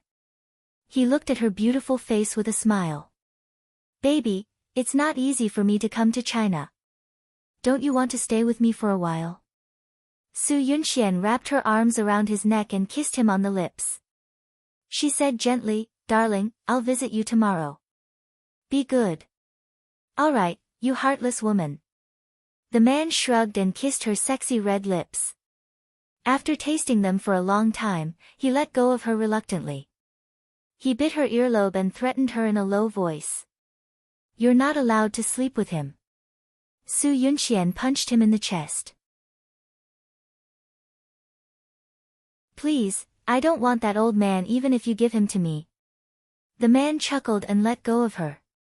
He put his hands in his trouser pockets and narrowed his eyes. He watched her graceful figure walk towards the godfather and a cold smile appeared on his sexy lips. Su Yunxian sat elegantly in the seat opposite the godfather and said indifferently, "What do you want to talk to me about?" The godfather's shrewd eyes flickered and he smiled. It seems that Miss Su has already given up on Bailey Han. That foreign man seemed to be her new lover. She took a sip of tea elegantly and put down the teacup gently. So what if I give up? So what if I don't give up? If you've already given up, we can end our conversation here. If you haven't, I'll be happy to work with Miss Su. Su Yunxian raised her charming eyes and looked at him. Tell me. Who knows, I might be interested in your proposal. In other words, she hadn't given up on Bailey Han. The godfather's lips curled into a smile. In 2 days, Bailey Han and Xia Dong will be getting married. Don't you want to give them a gift? She smiled meaningfully. A gift? I've been thinking about it, but I don't have a good choice. Do you have any suggestions? The godfather leaned forward and whispered something in her ear. She raised her eyebrows in surprise. What benefits will you get if you do this? Benefits, Hongcha 866.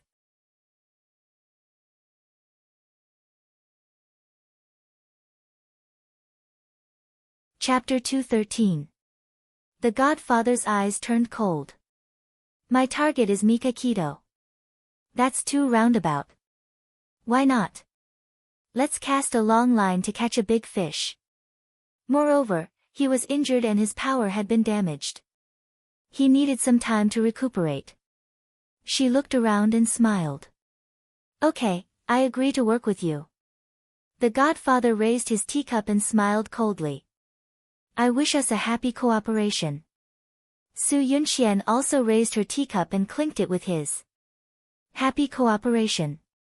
The preparations for the wedding had been completed. Xia Dong started to feel nervous when she remembered that they would be preparing for the wedding the next day. Bailey Han pulled her out of the door and said that he wanted to take her somewhere. He drove her to the cemetery on the outskirts of the city. After she got out of the car, she turned to look at him in confusion. He held her hand and smiled. Honey, let's go visit Mother. I hope she won't be angry and blame us for coming too late. So that's what happened. Xia Dong felt a lump in her throat. Her heart was filled with gratitude. He took out a bouquet of lilies from the back seat and held her hand as they walked to Xia Ling's tombstone. He placed the lilies in front of the tombstone, straightened his back and said sincerely, Mom, my name is Bailey Han. I married your daughter and will protect her from the wind and rain from now on. We will be holding our wedding tomorrow. Although you won't be able to be there, I hope you can see Xia's happy smile in heaven. Xia Dong burst into tears. She squatted in front of the tombstone and stroked the small photo. She sobbed and said, Mom, I'm very happy now. Please bless us so that we'll be safe and happy forever.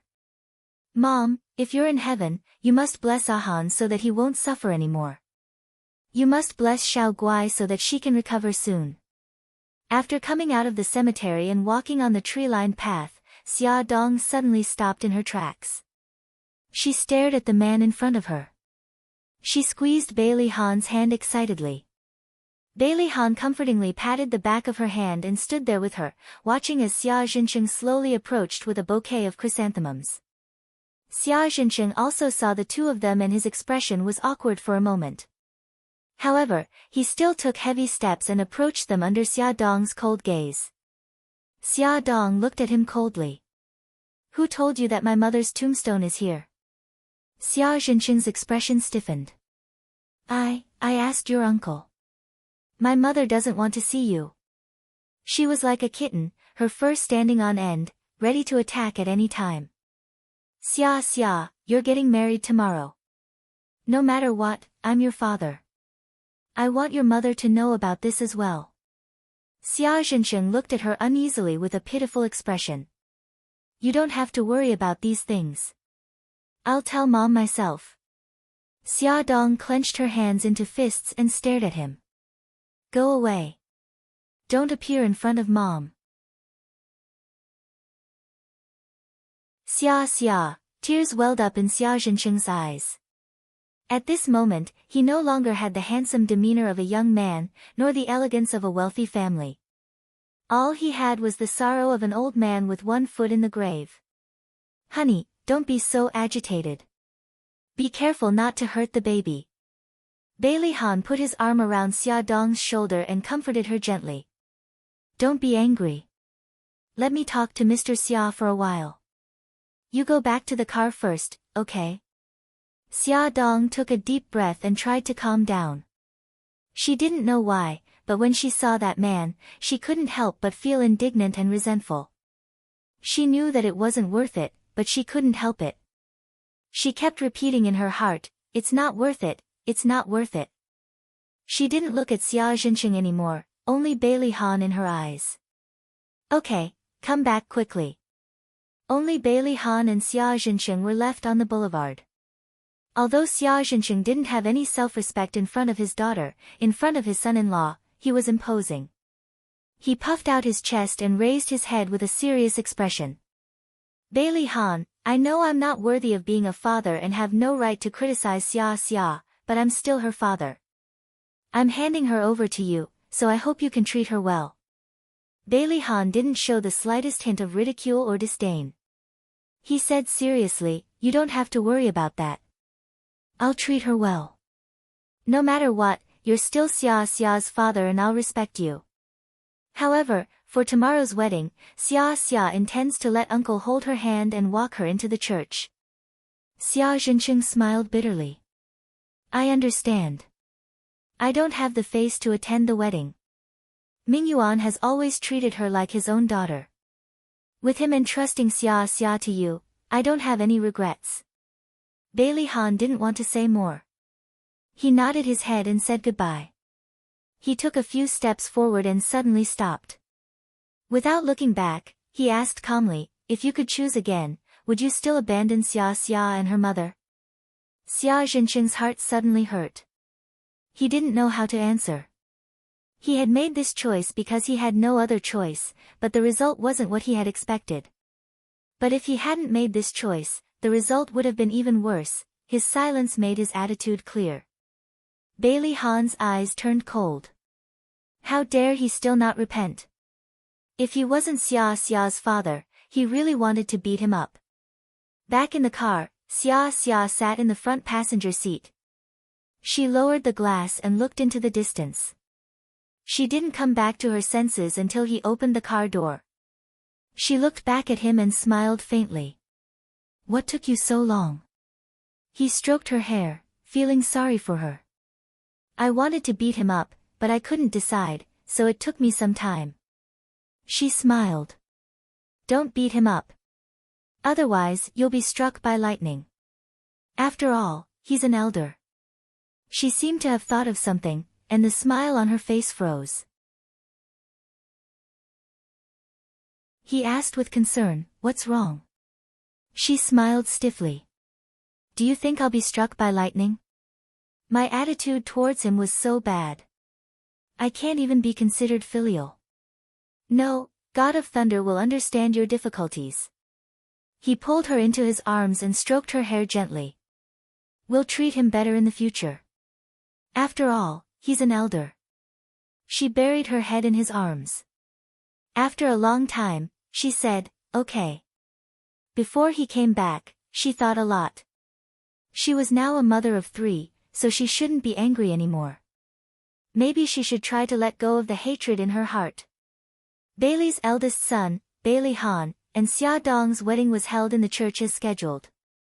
Accompanied by the beautiful wedding march, Xia Dong held Gao Mingyuan's arm and walked into the church leisurely.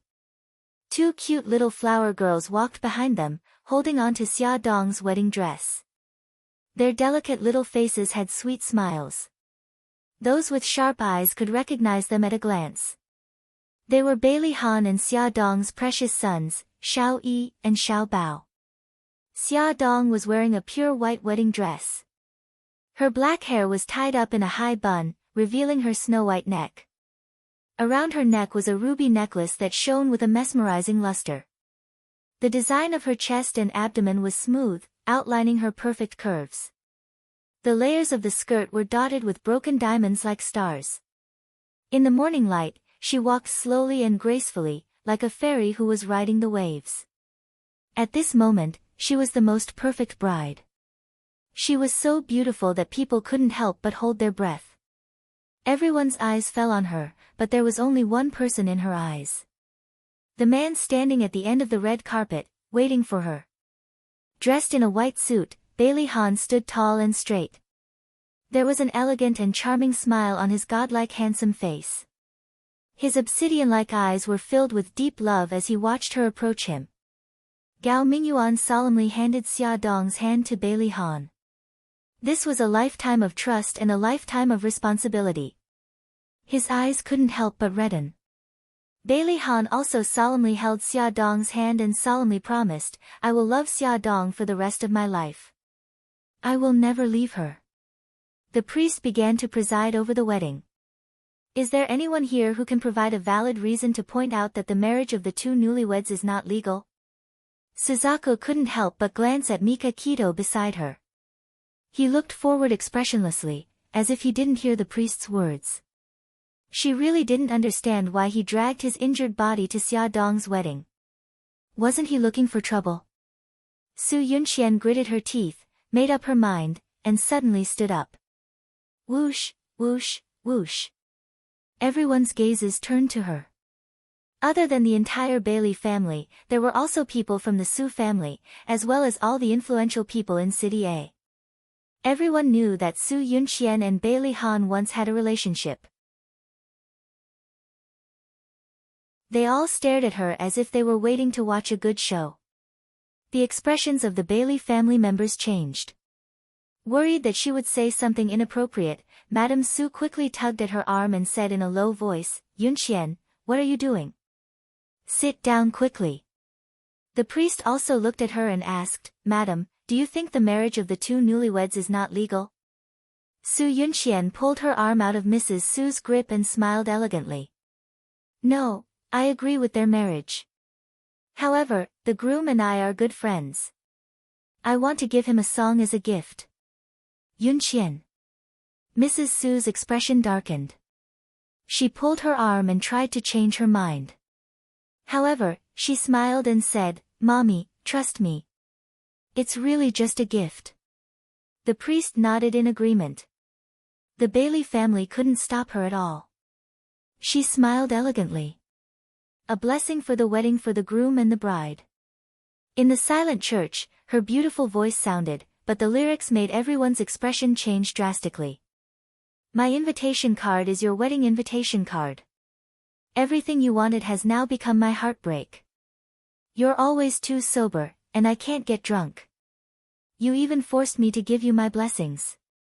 Your wedding invitation card is my invitation card. You invited me to raise my glass, and I can only return the toast. Everyone here knows that we used to be so good. Now that my heart is broken, you still want me to smile. Su Yunxian's eyes were filled with tears at the end of the song. Her sorrowful expression attracted the sympathy of many people who didn't know the truth. Awesome novel, Xinwu 799.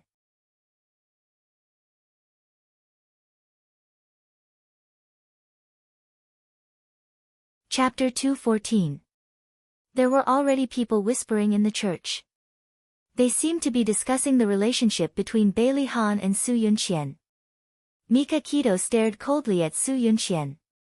He would not let anyone who wanted to hurt Xia have an easy time. The old madam was so angry that her face turned pale.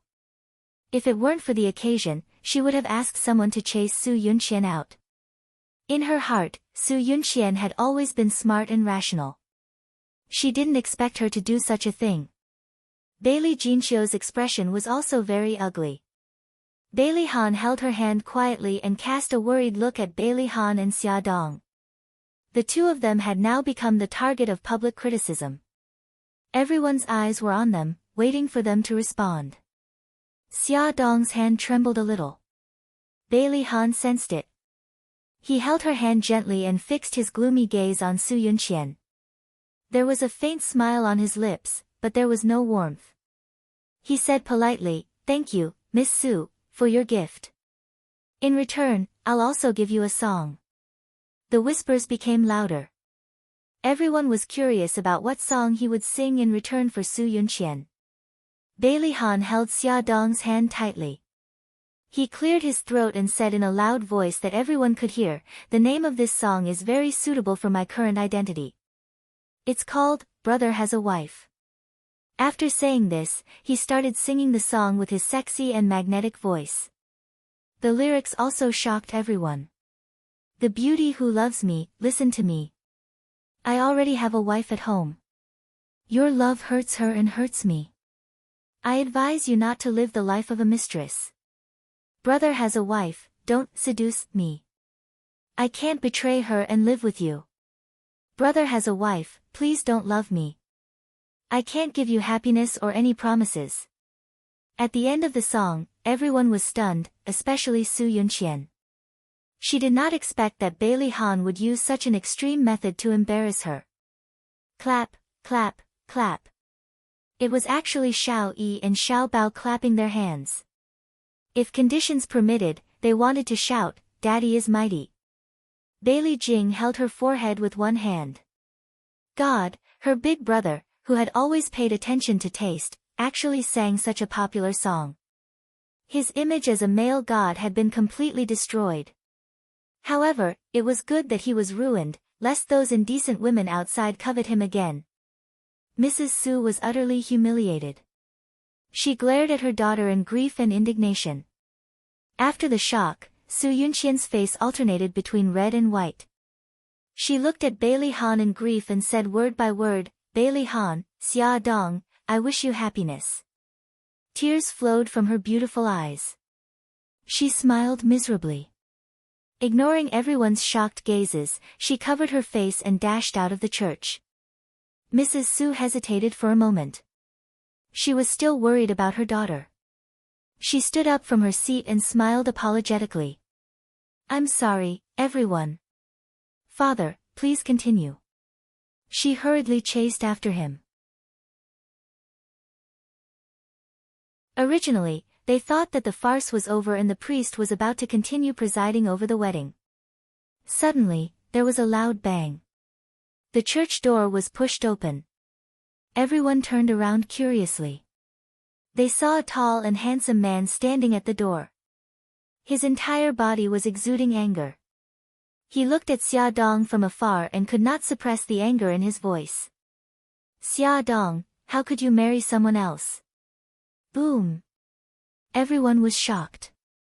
Someone recognized the man and whispered, "It's Bailey Yun, the second young master of the Bailey family." What does the second young master mean? Could it be that he likes his sister-in-law? Wasn't there a rumor that said so in the past?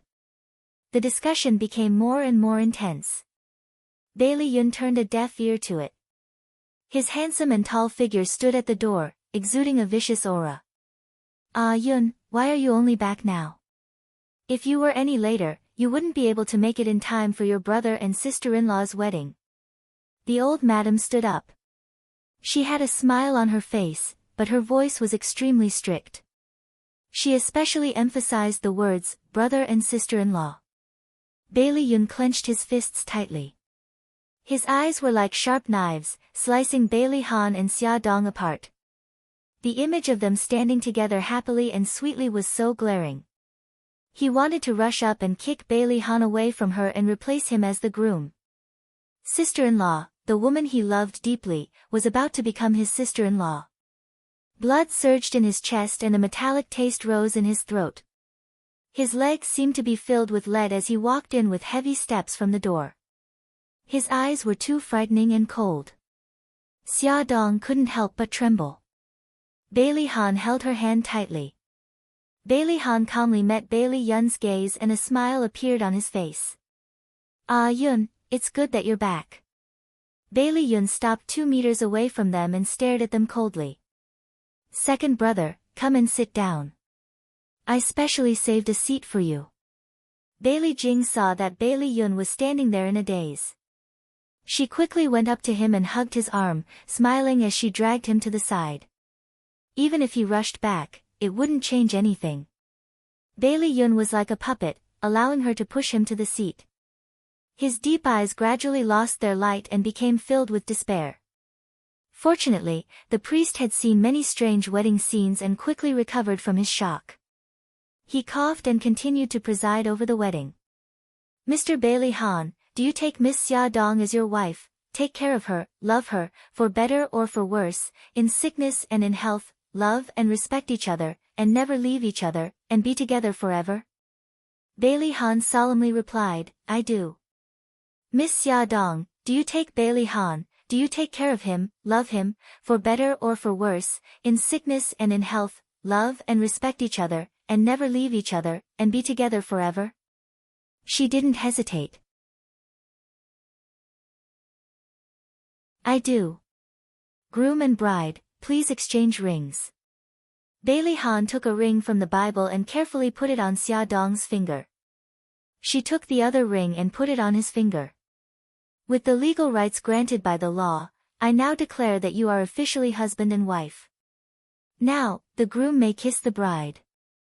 Bailey Han removed the veil on Xia Dong's face and lowered his head to kiss her lips. Their friends and relatives laughed and clapped. Xiao Yi and Xiao Bao stood beside them, happily throwing flower petals into the air. Their laughter echoed in the empty church for a long time. Bai Tangshan glanced in Xia Dong's direction with a gloomy expression. Coincidentally, she also raised her head and looked in his direction. He saw surprise and guilt in her eyes. He forced himself to look away from her. He suddenly stood up and quietly left the church. He had witnessed their wedding and also witnessed Bailey Han's love for her. He didn't want to stay any longer. The vermilion bird was stunned for a moment before she quickly followed him. On the other side, Su Yunxian ran out of the church crying. She was caught by the reporters outside and they rushed over. She choked and said, I wish them all the best. Thank you, everyone. Please make way. She squeezed out of the reporters' encirclement. She lifted her dress and ran in her 10-centimeter high heels, not caring about her image at all. Mrs. Su chased after her and saw her running to the other side of the road from afar. Helpless, she was surrounded by reporters and could only watch her disappear on the street. Su Yunxian ran out of the street and didn't pay attention to her feet. She suddenly sprained her ankle. She lifted her skirt and bent down to check. Suddenly, a black Santana drove towards her. Screech, it braked and stopped beside her. Before she could react, two strong men jumped out of the car and approached her. You, what are you doing? She retreated in horror. A man quickly ran behind her, raised his palm, and heavily struck the back of her head. Her body went limp, and she immediately went limp in the man's arms. Quick, take her away. One of them jumped into the driver's seat and the other picked her up and threw her into the back seat of the car. They kidnapped her in broad daylight. After the wedding, dozens of luxury cars drove out of the parking lot outside the church and headed to the 5-star hotel where the wedding banquet was held. The hotel was built in the style of a European palace. In the magnificent hall, the luxurious crystal chandeliers shone brightly. People dressed to the nines sat in their seats, waiting for the bride and groom to appear. Soon, Xia Dong, who had changed into an evening gown, walked into the hall with Bailey Han's arm with an elegant smile on her face.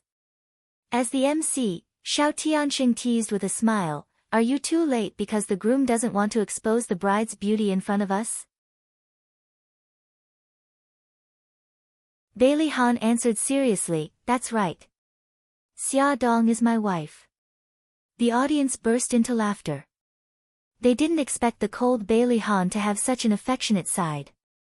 Bailey Yun stood alone on the balcony with his back to the lively hall. Looking at the beautiful sea view outside the hotel, he felt as if his heart had been dug out. His chest was empty and there were broken pearls in his eyes.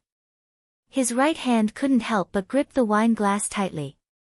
He raised his head and drank the wine in the glass in one gulp. He wanted to get drunk so that he could forget the pain. Unknowingly, He drank the whole bottle of wine, but he was still very sober. Hearing Bailey Han and Xia Dong's laughter, hearing his family speeches, and hearing people's blessings, he couldn't help but fly into a rage and throw the empty bottle downstairs. Bang! A loud sound was heard, and the broken glass splashed everywhere. Screams came from downstairs. Ah, my leg! Oh my God, who threw the wine bottle down? Duobao, are you okay? It hurts, you're bleeding. Don't be afraid, I'll call an ambulance right away. No need to call an ambulance, Bailey Yun was shocked. Bleeding? Call an ambulance? So serious. He didn't mean to hurt others, but he was depressed and wanted to vent. When he heard that someone was injured, he didn't care about anything else and ran downstairs. Bai Liyun's gaze hurriedly swept over, only to see a young woman sitting on the sofa in the hotel lobby. She was bending over, using a handkerchief to cover her right calf. Blood had already soaked through the handkerchief, and the dazzling blood color made him dizzy. Attention, Hengcha 866.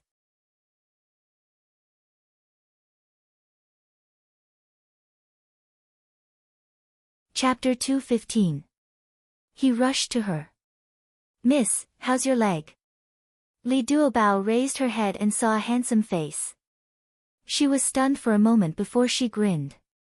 So it's you. Bailey Yun frowned. Now is not the time to strike up a conversation. Let me ask you, is your leg okay? It's okay, the wound isn't very deep. My friend has already asked the hotel staff to help me get the first aid kit. Her delicate brows furrowed. I'm not striking up a conversation. My name is Li Duobao, and I'm a flight attendant at South Central Airlines. A few months ago, you gave me a bracelet, and I wanted to return it to you. I've been looking for you for a long time. Do you remember? Bailey Yun heaved a sigh of relief. If he had made an unintentional mistake and caused her to cripple her leg, it would have been troublesome. Fortunately, the wound wasn't deep. He looked at her seriously. Round cheeks, a pair of crystal-like bright eyes, a delicate little nose, and pink lips. She couldn't be considered a stunning beauty, but she had a lively youthful beauty. He thought about it seriously again and suddenly remembered that when he was on the plane to America, there was a flight attendant who comforted him, so he casually gave the bracelet to her. He sat beside her and said lightly, "Since I gave it to you, it's yours. You don't have to return it to me. But I can't accept such a precious gift." She puffed up her cheeks and said seriously, "Moreover, that's a gift you intended to give to your beloved. All the more I can't accept it." His beloved. These words were like a sharp sword, ruthlessly stabbing into his chest. He grinned self-deprecatingly. "I don't need it anymore. I originally intended to give it to her when I confessed, but she rejected me. Now, she's married to my brother. I'm sorry. I didn't know." Li Duobao apologized profusely. If she had known, she wouldn't have mentioned this matter. Looking at his gloomy face, she carefully reached out and poked his arm. "I checked the passenger list and know that you're Bailey Yun. Can I call you by your name?" He answered casually. "Bailey Yun, when I was in university, I had a senior who I really liked. It wasn't easy for me to muster up the courage to confess to him. He agreed and I was so happy. But the next day, he suddenly told me that he had only made a bet with someone. He bet that I dared not confess to him. He also said that I had caused him to lose a meal." Li Duobao recounted everything in a gentle voice. Her tone was calm, without any pain or anger. Bailey Yun temporarily forgot his pain and looked up at her. "What happened after that?" Li Duobao touched his nose embarrassedly. "Later, I was so sad that I almost jumped off the building. It was my good friend who stopped me. She said, 'Li Duobao, if you dare to jump from here, I'll jump down to settle the score with you.'" Bailey Yun was stunned. She laughed. "Do you think that my friend is especially loyal? She's always like that. Every time I do something wrong, she'll hit my head and yell. It's so fun. That time, she pulled me down from the roof, hit my head and scolded me for a long time. Then, she started crying. Fool. His pitch-black eyes stared at her as he lightly spat out these two words. Eh. I said, you're a silly. He suddenly had an impulse to hit her head like her friend. That kind of rotten man isn't worth you jumping off a building for. If I were your friend, I'd hit your head and scold you to death too. Li Duobao touched his forehead with tears in his eyes. It hurts. You hit me harder than my friend. His mouth moved. He wanted to say something, but suddenly, a girl's anxious voice was heard. Duobao, Duobao, I asked someone to bring the medical kit. How are you? Li Duobao quickly said, Yu, run slower. Don't worry. My wound is fine. Bai Liyun raised his head and looked over. A girl with short hair, who looked very handsome, was dragging a hotel staff member and sprinting over. Huff, huff, I'm so tired. Quick, please help Duobao deal with his wound. Ren Yuyu bent down and held her knees as she panted. The staff was dragged all the way over by Ren Yuyu. He was so tired that he was panting. He wiped the sweat on his forehead and squatted in front of Li Duobao. He opened the medical kit and put on disposable medical gloves. Miss, I'm going to disinfect your wound. It'll hurt a little. Bear with it. Ren Yuyu took out a clean handkerchief from her bag and stuffed it into Li Duobao's mouth. Duobao, bear with it. Bai Liyun saw the 3 to 4 centimeters long wound and felt a little dizzy. He felt a little guilty. The staff put alcohol on Li Duobao's wound. She couldn't help but tremble. She was in so much pain that she was sweating. She bit the handkerchief tightly and didn't make a sound. The blood on the wound was cleaned and medicine was applied. Then, it was wrapped in gauze. Okay, Mississippi, remember, don't let the wound get wet. Okay, I got it. Thank you. Li Duobao smiled sweetly. Her face was still a little pale. You're welcome. A wine bottle suddenly fell from the hotel. It's our negligence. Please forgive us. The staff bowed apologetically. It's okay. I can't blame you. Li Duobao felt that she could only blame herself for being unlucky. She was just walking, but the fragments of the wine bottle splashed on her leg. The staff left. Ren Yuyu looked at Bai Liyun curiously. Duobao, who is he? Li Duobao smiled embarrassedly. I almost forgot to introduce you. Bai Liyun, this is my best friend, Ren Yuyu, that I mentioned to you just now. Yuyu, this is Bai Liyun. Bai Liyun. This name is so familiar. I must have heard it somewhere. Ren Yuyu frowned and patted her forehead. Suddenly, her eyes lit up. I know, ahem. Li Duobao quickly poked her with her arm, indicating that she shouldn't say anything. Unexpectedly, she had already blurted out, You're that crazy rich playboy who gave the bracelet to Duobao? Neurotic? Playboy? Bai Liyun didn't expect Li Duobao to use so many adjectives to describe his actions. He stared at her with interest. She touched her small nose and smiled embarrassedly. Well, playboy. I didn't say that. My original words were, rich playboy. Ren Yuyu raised her eyebrows, obviously not used to Li Duobao's pitiful appearance in front of Bai Liyun. Bai Liyun, what a coincidence that you're in this hotel. Yuyu, Li Duobao quickly pulled Ren Yuyu's arm. Don't mention it. Bai Liyun said lightly, a friend's wedding. He looked down at Li Duobao's injured calf and continued, Actually, I'm here to turn myself in. I was the one who threw the wine bottle downstairs. I'm very sorry that you're injured. Ren Yuyu was furious when she heard that. Hey, how can you be like this? How can you throw such a dangerous thing around? I'm very sorry.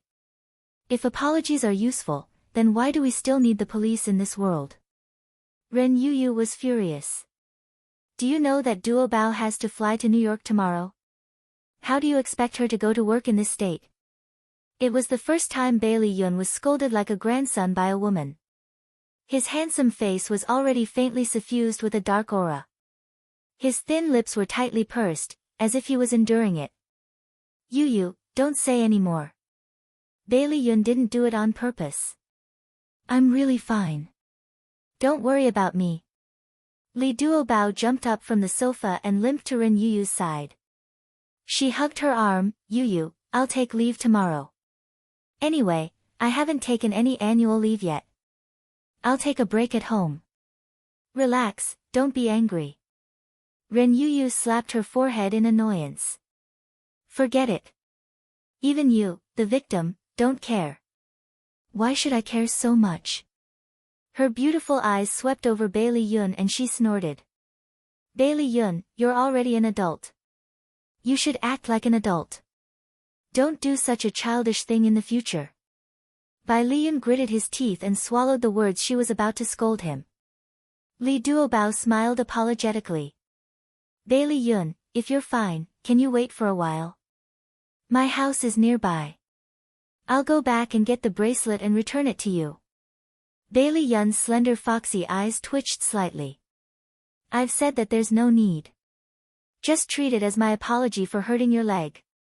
How can that be? He raised his hand to stop her from continuing. He said lightly, I'm a little drunk. I'll go back first. He didn't return to the banquet on the second floor. Instead, he walked straight to the hotel entrance. Li Duobao limped and wanted to catch up with him, but Ren Yuyu stopped her. Duobao, forget it. Bailey Yun didn't even look back. He walked straight to the hotel entrance and said a few words to the bellboy before tipping him. Ren Yuyu helped Li Duobao to the hotel entrance and planned to call a taxi home. The bellboy bowed politely and said, Miss, a gentleman has already called a taxi for you. The two of them looked at each other and thought of Bailey Yun. Li Duobao smiled. Sorry to trouble you. You're welcome. Please come this way. The bellboy sent them to the taxi. Ren Yuyu brushed the stray hair in front of her forehead and frowned. Bailey Yun doesn't seem to be a bad person. Duobao, did I scold him too harshly just now? Li Duobao nodded fiercely. It was really a little harsh. His expression changed. I was really afraid that he would fly into a rage and fight with you. Ren Yuyu rolled her eyes. Do you think I'm afraid of him fighting with me? Even if he fights with me, I'm not afraid. Li Duobao's face darkened. Yuyu, I know you're a taekwondo expert, but don't fight with others so easily. What if you meet someone stronger and suffer a loss? Ren Yuyu patted her head. Stupid, do I look like a brainless person? I'm just saying. When have I really fought with others? Li Duobao touched her forehead pitifully. I'm stupid because of you, okay? Ren Yuyu laughed sinisterly. One day, when you're no longer so brainless, I won't hit you anymore. Li Duobao's eyes were filled with tears. She was very smart, okay? While the two of them were arguing, the taxi arrived at the destination very quickly. Li Duobao was helped out of the car by Ren Yuyu. She frowned and asked in distress, Yuyu, what about that bracelet? Ren Yuyu said indifferently, keep it. Anyway, Bailey Yun doesn't want it. But, I don't think it's a good idea. She had never received such a valuable gift from a strange man. Didn't you say that it was a gift he intended to give to someone after his confession? Since his confession failed, keeping it would be sad. Ren Yuyu raised her eyebrows and said, just treat it as a kind gesture to help him deal with an abandoned item. Don't think of it as a gift. What kind of logic is that? I've become a kind-hearted person, this is called good karma. If you hadn't comforted him on the plane, he might have thrown the bracelet into the trash can. Li Duobao frowned and thought for a long time. She gritted her teeth and said, okay, I'll keep it for him first. When he needs it, I'll return it to him. When Bai Liyun returned to the old mansion, it was very quiet. His family members were still in the hotel and had not returned. Even the servants had been given a day off because of the master's happy occasion. In the entire mansion, only the old housekeeper was left, guarding the door loyally. The after effects of the red wine were strong. When he got out of the car, he was already staggering. Fortunately, the old butler supported him, so he didn't fall. "Second young master, please sit in the living room. I'll go to the kitchen and get you a bowl of hangover soup." The old butler expected that someone would get drunk at the banquet, so he made the hangover soup in advance. Bailey Yun lay on the sofa and waved his hand drunkenly. The old butler quickly took the hangover soup and fed it to him. "Second young master, let me help you upstairs to rest." Bailey Yun closed his eyes lazily and whispered, "No, I'll wait here for them to come back." In the end, he couldn't resist the drunkenness and fell into a deep sleep before his family came back.